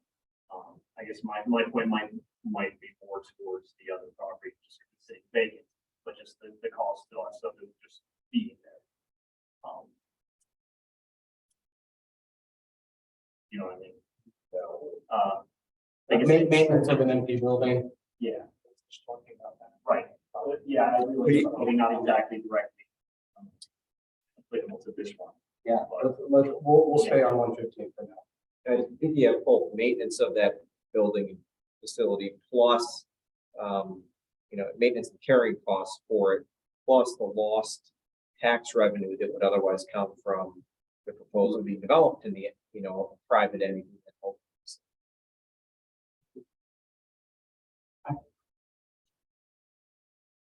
I like Chester County Economic Development Council. I think that they have provided valuable service to the community. I have to be honest, I didn't really realize the buildings were for sale in the way that they presented. I looked at what we were doing to them was a RFP process to look for concepts for the properties, to give council an idea of this could happen here, that could happen there. I read it as an RFP, a request for proposal of potential uses. So the council could look at it and say, yes, we would like it to be residential, or no, we'd like it to be commercial, or no, we'd like it to be a community space. I never saw that proposal as a for sale sign, nor as a offer for sale with send us an offer and we're going to make a decision on what an offer. I think I'm kind of informed. I mean, like I feel like I'm fairly engaged, and I never saw this. I never saw what we were doing at Chester County Economic Development Council as being a for sale sign. I saw it as coming to us with ideas and concepts for that, especially if the concepts don't match the current zoning, because that's a whole nother thing. That's a whole nother piece, right? So my understanding was that we were looking at concepts to say, if we're going to look at a new concept, would we want to change the zoning in order to match that concept? The same thing with NBF, right? We're looking at things saying, what do we want that parcel to be? And once we have lots of ideas, we could decide if we wanted to change the zoning. I never saw the RFP as being an obligation or a sign that this building is for sale. And I don't read it that way. I don't see it that way on the Borough website. So I just don't see it that way. It certainly, pardon me, it certainly was a sales agreement. They actually have a 1% commission, 1%. Commission within the agreement that they would get if they sold the property. Yeah, but I look at that sort of as being a multi-step process. Right? I look at the whole thing as come in with concepts, and then if we take a concept and run with it, we sell it, then that's how I read it. So I did not read it as listing it with a broker for sale. And as I mentioned in my correspondence to council last week, there have been 2 residents specifically that said, oh, when's the Borough Hall going up for sale? I'd like to make an offer on it. And they didn't even know, right? So if these were multi-million-dollar buildings, I would get it because the buyer pool would be limited. At $300,000 and $500,000, the buyer pool is significant. And I'm not sure that we hit a significant buyer. I'm just not. In fairness, it was certainly publicly advertised on the internet, so it was certainly available. It may be, but I'm just telling my perspective. You know, I'm saying I didn't see it that way. And I'm in the business. the other issue we have to realize is that broker is going to get 5 or 6% commission, which on a $500,000 sale, the math is $25,000 or $30,000, and the market is turning against us, right? We've already, when we talk about the next one, not right now, that offer is coming down because the interest rates are going up, and the marketability of any development like this is becoming less valuable to the developer. You know, if we wait another 6 months and get the same offer, I'd be shocked. But that's one opinion. But did you want to, since this is the property that, Yeah, I mean, a few comments. I mean, on the, I guess, concept of this whole process. I mean, this isn't like a personal thing, and not trying to make it a personal thing, but like, it reads like a sales contract, so much so that I stepped away from my job to pursue these, because it reads like that. And again, that's not like part of the decision that you should make, but that is how it reads. Us and several others spent thousands of dollars. It wasn't to give the borough ideas of what to do with the sites. It was, as part of a pitch. These have been listed on LoopNet and CoStar, which are kind of the largest for commercial properties for over 70 days. And just to the previous point about kind of the concept, we presented, and this is with 600 South Broad, so separate, but presented concept. Those concepts were then taken, our proposed concepts that we spent thousands of dollars on, and shared with other developers. I mean, that is like our intellectual property. We had unit counts, we had all these things. So that process was, a bit fuzzy. I was here at the meeting when council voted on a process for all 3 of these properties. Council approved the process. It approved a committee that was going to look at these properties. We followed the process, submitted in the first round, submitted in the second round. Of note, Chester County Economic Development Council has different, groups of individuals, hundreds that they send these properties to. I'm not on that list, like I'm not on the inside email list or whatever. And then on the purchase price, if you look at, so interest rates have doubled since even the borough purchased this property, maybe triple. You look at what other properties in this area have sold at. If you look at State Street Lofts, it's at $27,000 per unit. You look at Red Clay Manor, it's at $21,000 per unit. Look at Kenneth Flats, it's $23,000 per unit. We're coming in close to $33,000 per unit. We're 40% above these other offers at a time when the market is going, sideways in many ways. We're trying to do something that's community benefiting. And many people have looked at what's happening with State Street Lofts and they don't like what they see. Again, we're paying more and doing something that many of the folks I've talked to in that neighborhood see as community benefiting. It's intentionally designed, it's thoughtful. So, despite rising interest rates, a market that is at least slowing and maybe not decreasing here in Kennett, but across the country decreasing 20–30%. So there's a lot of unknowns in the economy. We are paying more than any development properties in the last 4 years, more than any of them by a significant margin. So the offer price is there. One last thing, raw development property in the borough of Kennett Square has tended to sell for about $500,000 per acre. That's raw, unentitled development land like this. This is basically a quarter of an acre that we're offering, $500,000 for. We're offering double, maybe 4 times what the going rate is. This is a really good offer for the market environment, the number of units. It was proposed when Rusty was still here. We're in a different meeting room, but a higher and more intense use than this. I think he said 5–6-story boutique hotel.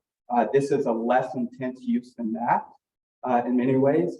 So it's trying to do something that's fitting in with the character of the neighborhood. The offer price is there, and we follow the process. We've really, come to the meetings. No one called us. This was just being at the meetings. This was a process that was voted and approved by this Borough Council. We've had dozens of people just in the community come up to me and ask what's happening with the process.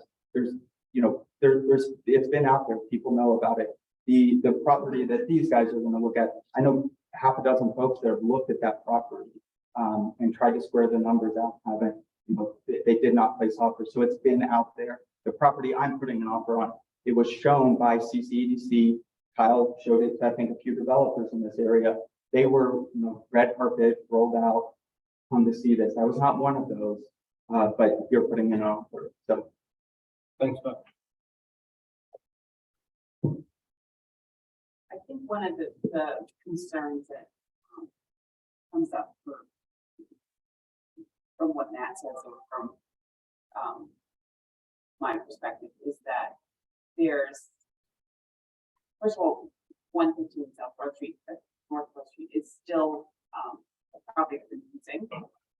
So forgive us if some of us feel like it's being rushed and to a conclusion. There's a lot of thought that has to go into this, including how it's going to be used next. None of us are taking that lightly. That's not for or against your plan, trust me. But there's, property values in Kennett Square are not dropping, regardless of what's going on.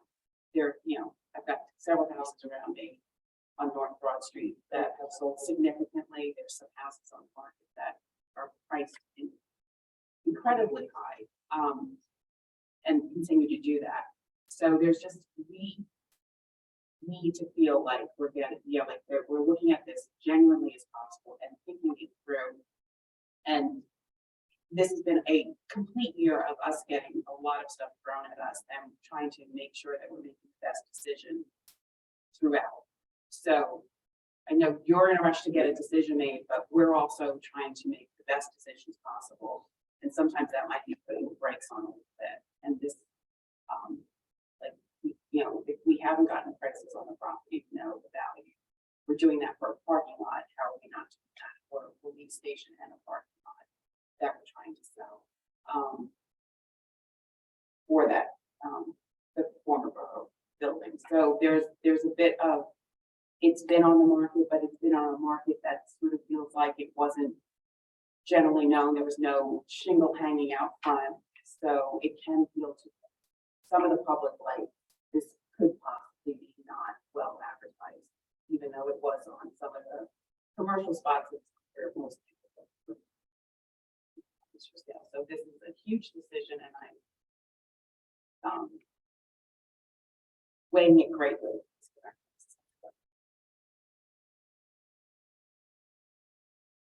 Usually we, the public, don't even know what you're talking about. And have never been told to do it. And it's our property. Somebody better do some explaining what they're selling. And we're already talking about multiple units.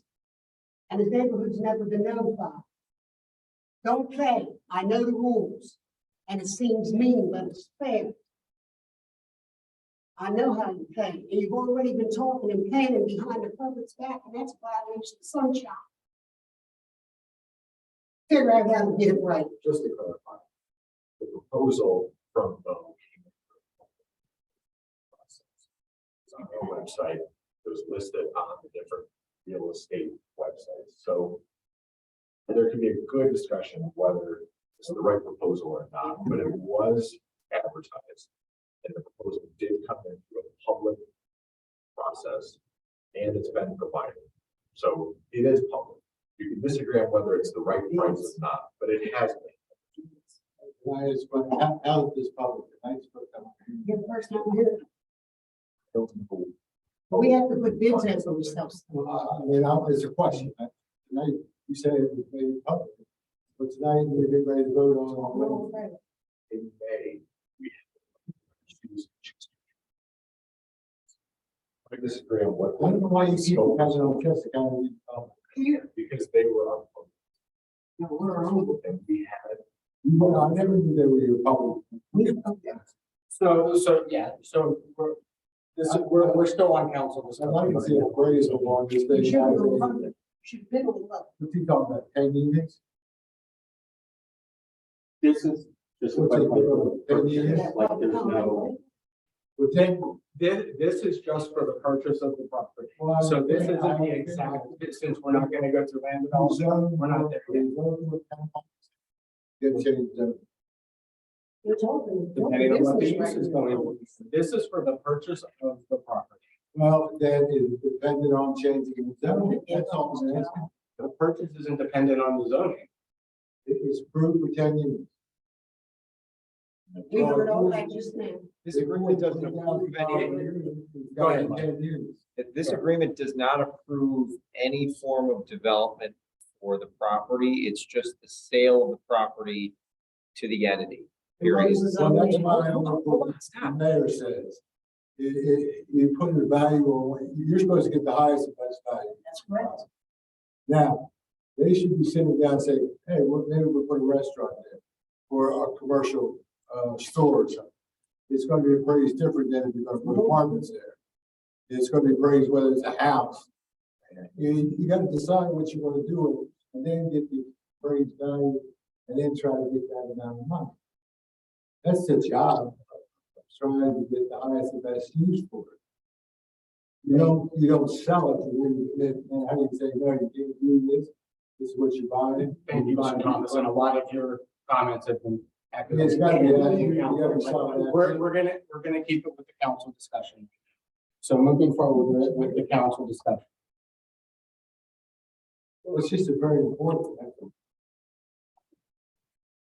I think we've acted in good faith, and we had offers, and we have an offer on the table. We can reject it, we can accept it, we can stall it, but time is moving on in fairness to bidders, and the market has changed. It's not, with all the respect, I mean, it's not a residential property, it's a commercial property that's going to need a heck of a lot of investment and steps from here to there. It likely will need zoning review, but it will, that's up to them to get or it will not get.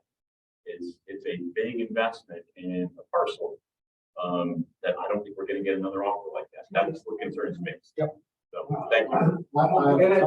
John, well, I'm not gonna, I'm no public comment right now. We're on the same. John, I we're on the appreciate it. same board. Yeah, he said, he's not saying, he said things going down, probably you gotta sell. That's not true. That, this is council. Well, that's why I'm not bringing this up for you to vote on, that's all. Good, and we're bringing up the same issues. So, Now, I can disagree. so I read, I know one of the comments, I mean, one of the concerns was the process and as far as bringing proposals to us for potential use. And so yes, we have seen proposals. And I was always under the impression too, that if there was something that we did like and that could definitely fit into the character of the area, the properties we're looking at, that then, yeah, that may be something that we acted on through a sale, which is why we're here now. So to Bo's point, I think that could have been read as an opportunity to purchase pieces.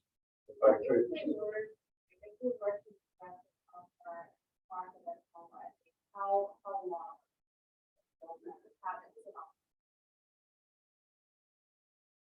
It's been recommended, I think it's good counsel that if you bring on a broker, you've already a different broker, you have it on the market for 6 months.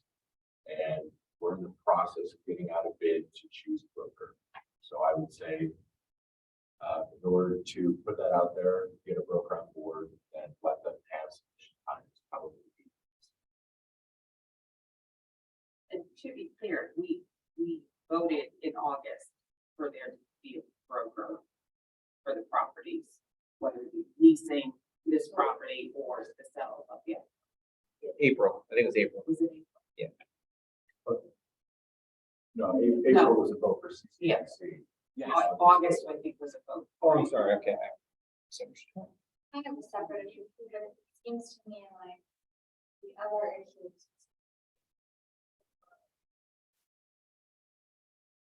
You know, the ones that-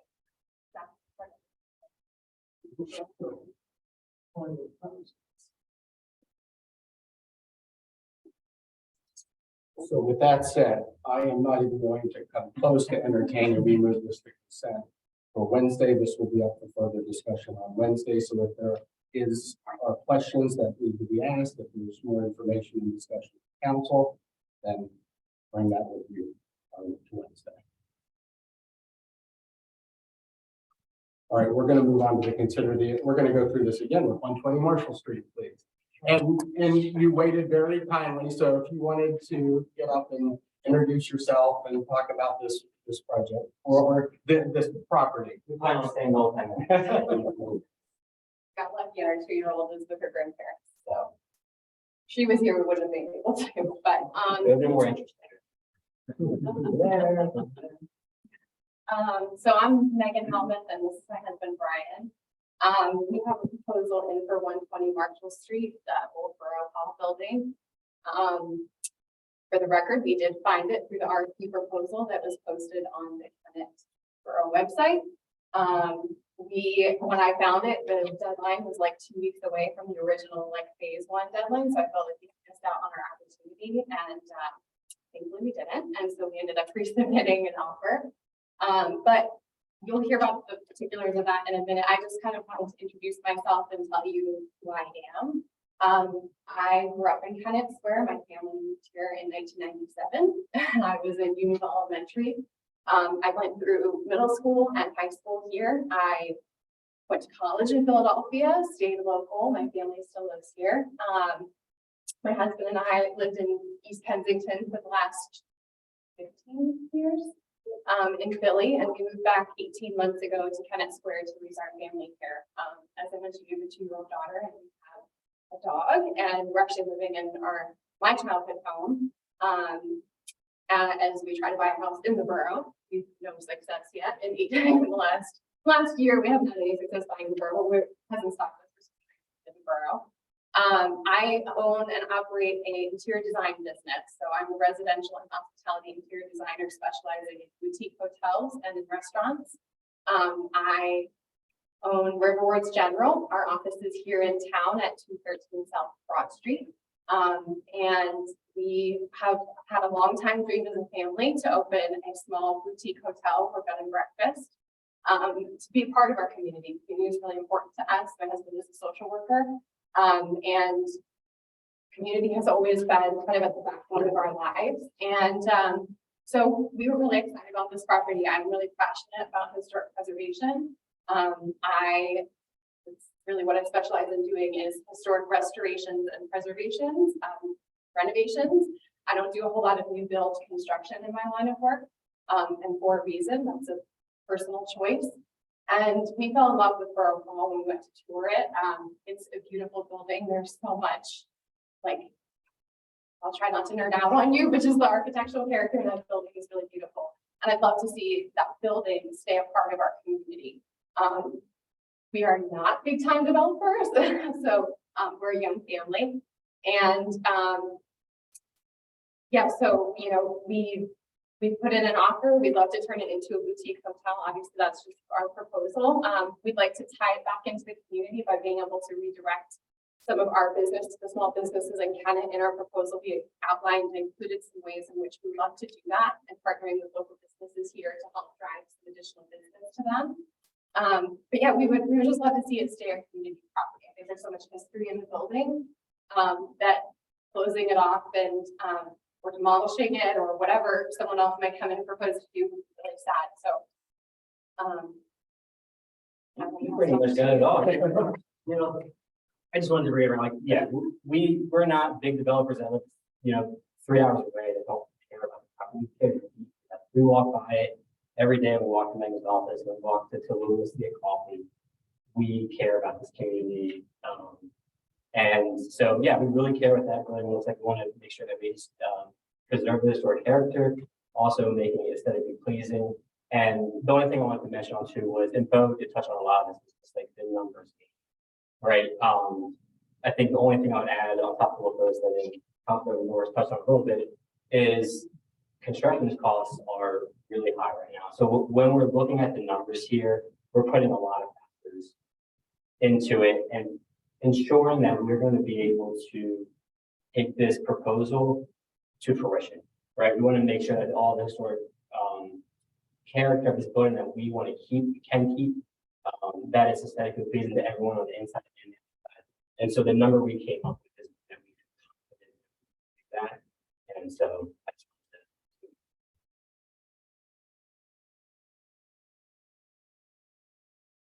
Since we're up there, any questions for the homes? I'll start it off. I love your concept, your proposal, your affiliation with Borough. What is a boutique hotel? What do you call it? depends on who you ask for the definition of that one, but typically it's a hotel that's 120 rooms or less by industry standards. That's like the overarching industry standard, but typically a boutique hotel is anything that's like 25 rooms or less. Like in reality, that's a boutique hotel. So if you're familiar with the local brand of hotels, they have local Cape May, there's a local in Philadelphia. There's the Guild House Hotel in Center City, Philadelphia that opened up just a year ago. Those are considered boutique hotels. Is it intended? No, well, so we would be proposing an invisible service hotel just because of the square footage of the building. We don't have a whole lot of space to work with when setting that up. So it would be similar to which both local and the Guild House hotels, those are both invisible service hotels. So you book it like a normal hotel, and then like reservations and all of that is through technology on your phone and all of that. So we would still have like housekeeping and all of that we would still have obviously security, but we wouldn't have like a person that's there when you check in. Do you have, give or take, $900,000 to take all this off, either to your avail or that you get? Yeah, we've been speaking with some investors about partnering with us on this project, and that's mainly where most of our funding. If the council. For the renovation. If the council was willing to entertain this, would you be willing to bring the price up to 400,000, 375 you're offering? I mean, we're happy to take that request home tonight and talk through it as a family and get back to you tomorrow if you'd like. We're happy. We definitely want to work with you on this. So, yeah. Yeah, our estimates for the construction on the building are coming in between $700,000 and $900,000 worth of renovation work, just because there is a lot of mold, there's a lot of mold in the building, especially in the basement. That's going to require a lot of remediation efforts. The electrical needs to be completely upgraded. The plumbing system needs to be redone. It's original plaster walls in most of the building, which requires more of a costly renovation than just replacing it with drywall. And it needs a new roof. I mean, I could go on, but the biggest issues for us, especially in the mold remediation, is such a big unknown. We know it's in the basement, but it could potentially be the rest of the building. Again, I just think it's a great use of the property. It's either gonna be an office or something like this. It's not a home, you're not gonna spend that much money with no yard in town, probably. So I certainly support the project, it's great. I do also, Councilmember Norris was talking around recently too. You know, as we've been going through this process, and we're talking about the time it takes, you know, we now know that there's going to be another boutique hotel in town. There's a proposal for another one, and you know, One is opening. there's a high probability that there's going to be 60+ units. So we're getting some serious competition that we need to consider as a young family, and so we're putting all that. You know, we're considering all those factors and move forward with this, and we're really excited. We really want to move forward with it. How many rooms? Yeah. We're looking at 6 approximately right now. We won't know until we can actually get in and do a full site survey, because there's not plans for the building, but just based off the walkthrough, it'll probably be 6.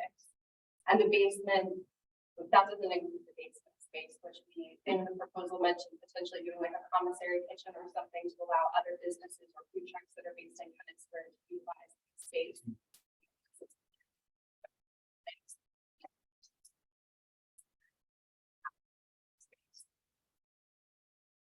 Is there enough parking for this?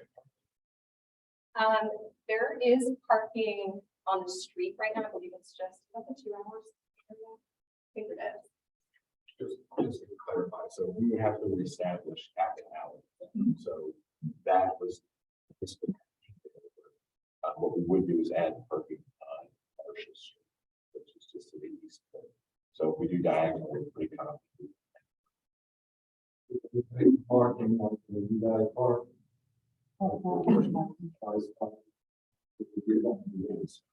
Would probably be. I love their concept. I love the cheap up the. He's from Levittown, Yeah, yeah. so. That's one you get. Probably a lot of the same conversation as. Now, I know about it.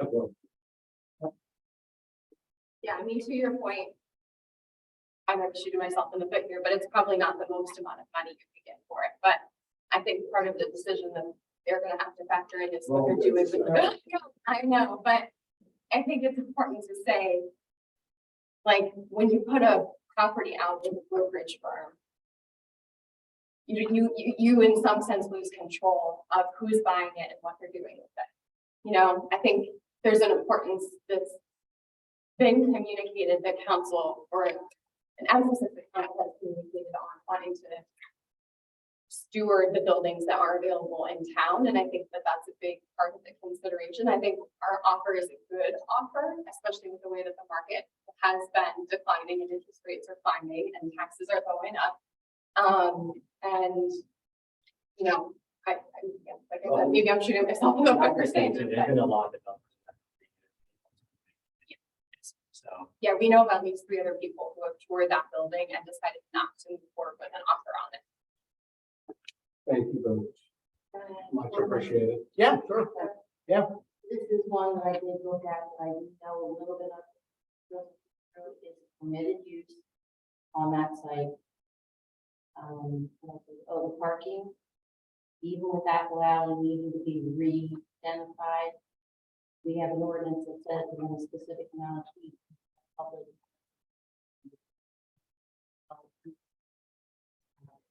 So we don't even need to do parking for this particular instance. There's no special zoning we need for. So this one doesn't seem to need anything until we can actually propose it through the permit. Doesn't need any relief, variances, waivers. The parking is by ordinance within, I believe, either 500 or 600 feet. Don't quote me, I'm not right here. Thanks, Mary. Thank you. Anything else from council? Bill, just one clarification on timing. This is not dictated by others. This is the bring it forward is that we hand out there, whatever the process is for quite some time. And it's for the station renovation. So doesn't mean you should or shouldn't go forward with it, but just understand there is that context that these funds will be used as part of that police station build on cost. One question, else? No, anything else? Joe, we'll pick it up on I just Wednesday. want to know, are all contract binding as is, all contracts. So this may be due diligence period, just like any other contract. They've already done, I think, quite a bit of investigation of the building, so we're really familiar. I think it's a 30-day due diligence period for this one. All right, and this will be off consent on Wednesday. Yeah. Initially, before.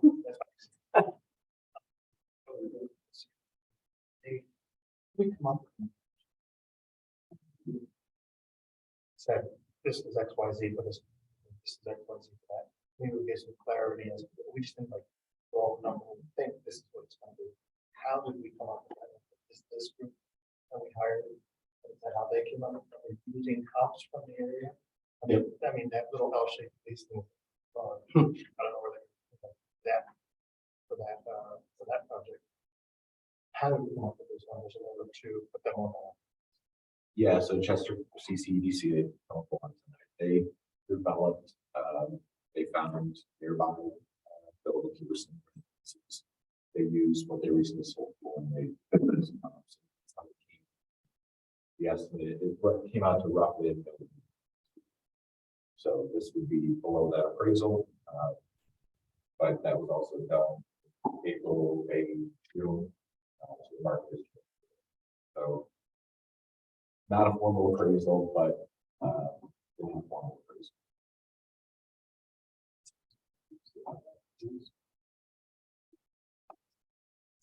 All right, we will move forward to, we're not considering the ordinance, this is for the advertising. It's the advertising. Yeah, so we're considering the advertisement for the ordinance change to the park and rec fee use change. So this would be January 11th, 2023, 7 p.m. Yes, so this would be. Want me to jump in? Yeah, so under our subdivision land development ordinance, we're allowed to, and we do get fees in lieu of when different developments come in. We've got a pot of money sitting in the borough coffers that's dedicated for that purpose. And the what the subdivision land development ordinance currently allows that's used for would be providing or acquiring park or recreational facilities. Okay, about 3 or 4 years ago, Pennsylvania changed the state code where it expands what we can use that money for. So instead of just providing or acquiring, and God knows what providing means, it's providing, maintaining, operating, or acquiring. So this change would amend our subdivision land development ordinance to bring it within they can align with changes to state law to expand what we can use it for. This doesn't spend any of that money because that's done by you guys as money spent forced. It just, unshackles us so we can use those funds instead of having them just kind of sit there waiting for. It's gonna be tough for us to buy new property, acquire new property within the borough, because we've only got so much. But maintaining and operating, those are costs that we and CAPA incur that those funds could otherwise. Thank you. Any questions? Discussion from council.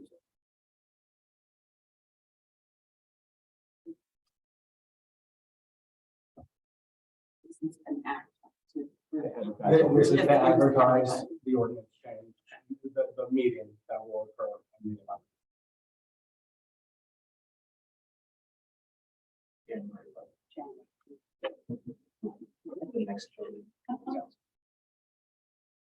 Any objections to moving to consent?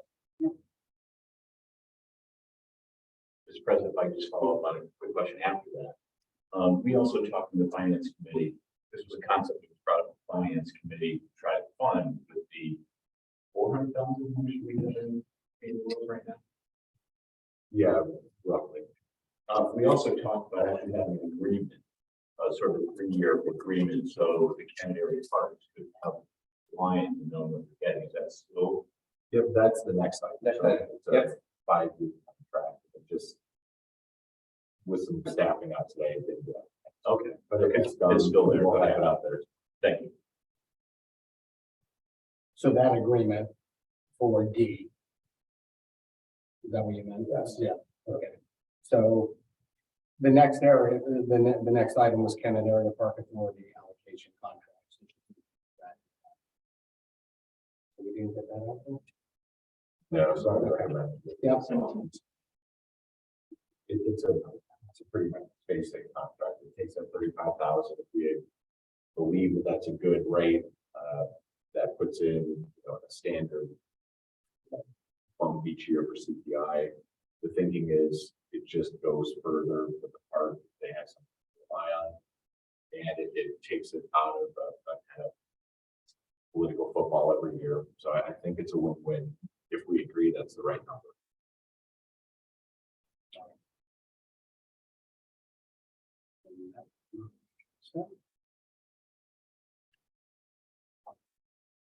Right, Kennett Square Community Services Complex, RACP. So you want the money, what do you have to do for it, right? So RACP is a state grant. It's considered one of the more challenging to get reimbursement on. It eventually happens, but it just takes some time. This was a really big announcement a couple weeks ago, $2 million from the state to build this, to make the renovations on our police station here to give us a new permanent home. This is, as kind of strange as it seems, we had to submit an application and business plan for the grant that we were already funded or approved for. So it's a little bit odd, but this is the state process. And this was prepared by our grants consultant. What's the match in number 4, when it says matching fund? What's our obligation? So my computer died, but the match is generally the same. So it's 2. Okay. Yep. So what we would have to do is eventually we have to sell the buildings to get up to that amount. We could do it later, but those funds would go towards that. We're expecting to have about $1 million left over in this bond. So renovation funds and some escrow funds. And we would probably have to do a construction loan because RACP is so delayed that there's going to be a gap, and this is normal for this project, some gap between us getting the building, paying for the construction, and then actually getting the reimbursement. And just so council knows, we did that for the parking garage when we got RACP funding for that. We had basically a bridge loan. Any discussion? No objections to moving to consent? Right? Consider a resolution for grant application for water treatment facility replacement. Yeah, so this is another funding opportunity coming out of the COVID-19 stimulus bill. This is a state program, it's called H2O PA. And what we found is we're already looking at making changes to our water pump station. So it serves about 90% of the borough. More notice, it's somewhat hard water. So this is an opportunity to go in, replace what was, I believe, original equipment, probably 30, 40 years old. So you de-risk, you get the better equipment that's more reliable, and you can put in water softening equipment. The price is, it's a 1.247 million estimate to do that. So it's obviously that'd be a real challenge for us, but if we can get the grant for half of that, then it's really doable. And this was also submitted along with the police station renovation and some brick repointing here under the county's ARPA grant process, which they've given out some grants to nonprofits. They haven't yet given out municipal grants yet, or what we expect to be municipal funding. So we've been told early in 23 to expect that. So there's some hope that funding will come in from that process as well. Questions, discussion from council? So the match for this is 50%? Yeah. And that's budgeted. Capital improvement plan. Where is that? No, we didn't. Just because we don't know if we're going to get the grant. But typically the water fund table support that. So we would, if that happens, we would move back another capital project forward to make use of the grant funds. Any other discussion? Let's hope we get it. All right, any objections to moving this to consent? All right. Dissolution of the nonprofit allocation. Mr. Norris, are you taking this one or is this? I'm happy to. This is basically a side effect of the process we've gone through, the budgeting process of saying that those three prioritizations possibly be met in terms of funding for nonprofits next year. And the council will have to make a decision each year going forward what that is. We're not using that committee, so it's sort of almost de facto dissolved. This is formalized that.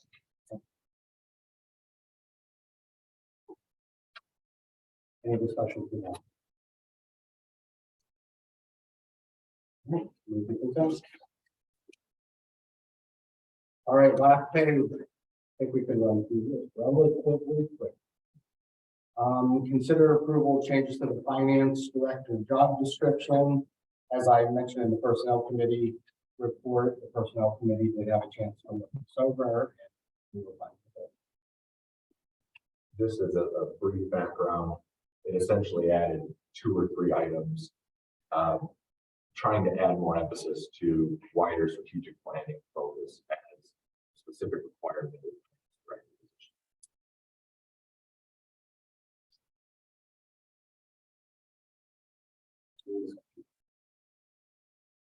Two quick questions, I think.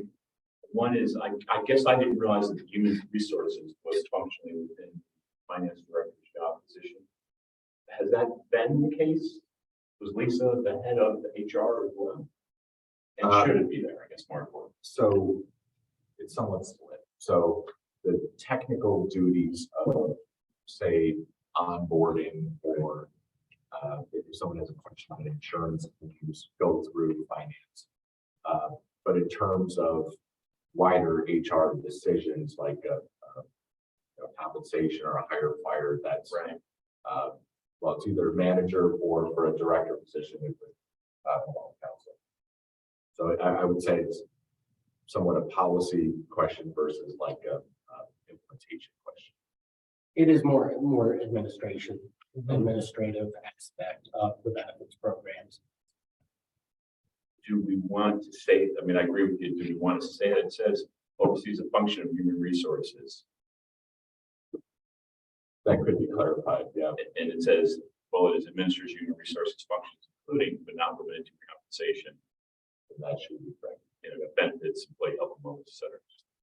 Minor. It's right, it's the administration of that compensation, it's the development of the payroll, but it's not interested. All as long as we understand that we want to change it.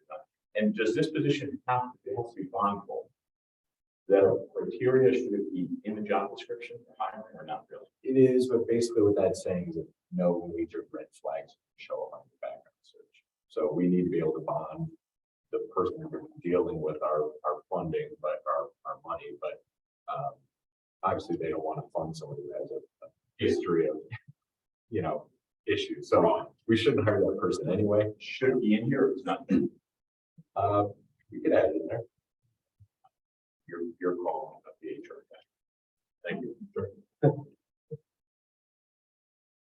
I have no objection to it. Mike, there's no reason that we couldn't put that in there. No, of course not. It's gonna be covered anyway, because the treasurer position, who I assume we'd always kind of mirror that, Right. is required to be bonded under the borough code. Doesn't hurt to put it in. Mhm.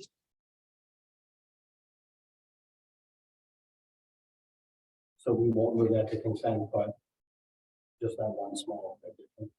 Yep. I think the HR one really, I think it's fine. Unless there's any objections. All right. Appoint, No, my computer's running out. oh, no, okay, we'll get going. Consider, as a resolution, appointment of treasurer to next year. This is a requirement for our processes. Nick has served as the assistant for over a year now. Done a really good job with it. He did start just before the start. Yeah. So feel confident in him taking that over. He already manages the payroll and checks processes, so some of the little high impact. It's just says for the time being. Any discussion? We'll move that to consent. Amendments for the 2022 budget.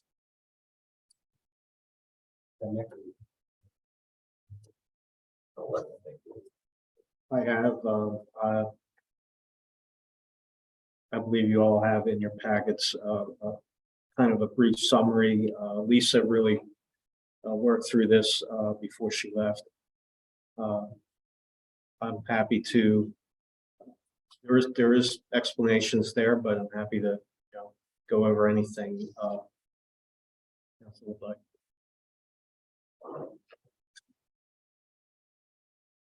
Essentially, these are, when we started the budget process, we were looking at, it was that time of year, we were looking at June year-to-date numbers and kind of projecting them out. So as we've gone through the process, we're further and further away from June. So now we're able to kind of get just a better projection on these line items. Very comprehensive. Am I correct? This essentially trues up our 2022 budget to the actual. Yes.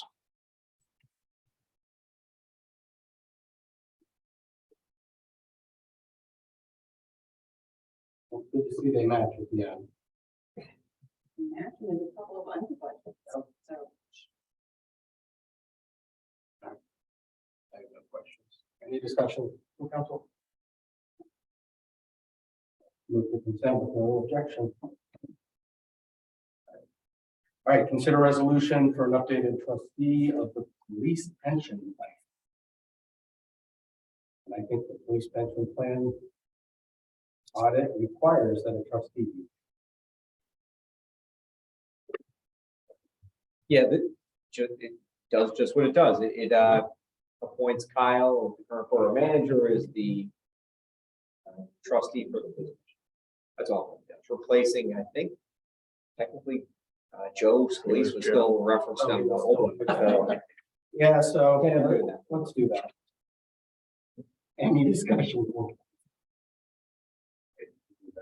And approval of bills paid. Bob, you want to speak to that at all? Happy to. The finance committee did review the bills up through the 9th of November. Was the version we had. I would certainly review them after that and would certainly recommend that they be provided. Any discussion? Consent. I did not see the minutes in there, unless they were just added back here. I don't think they were. So we'll get those added. You charge your computers next time. Final council comments, any?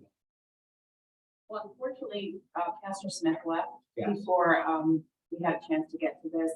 The Smiths have been a wonderful addition to our community, and they will be dearly missed. But I'm excited for their next adventure in New York City. So it's a big promotion for them. Anything else? I think one many of us second that. Can we get can we issue the dates for the 23 meetings just so we can lock them on our calendars as soon as possible?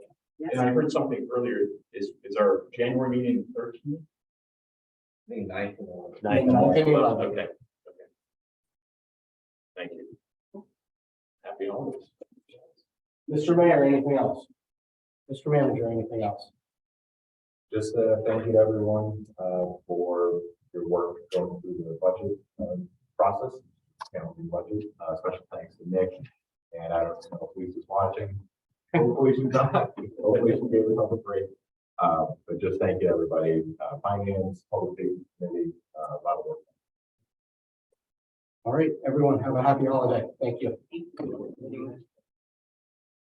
Oh, we're here on Wednesday, Joe. Still have a happy holiday.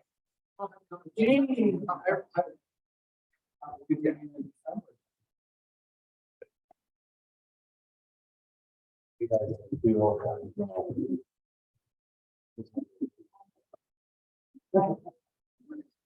She was gonna come back next. Oh.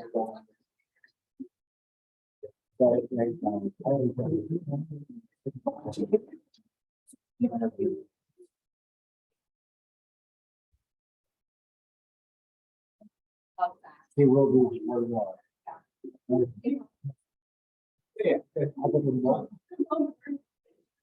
Yeah.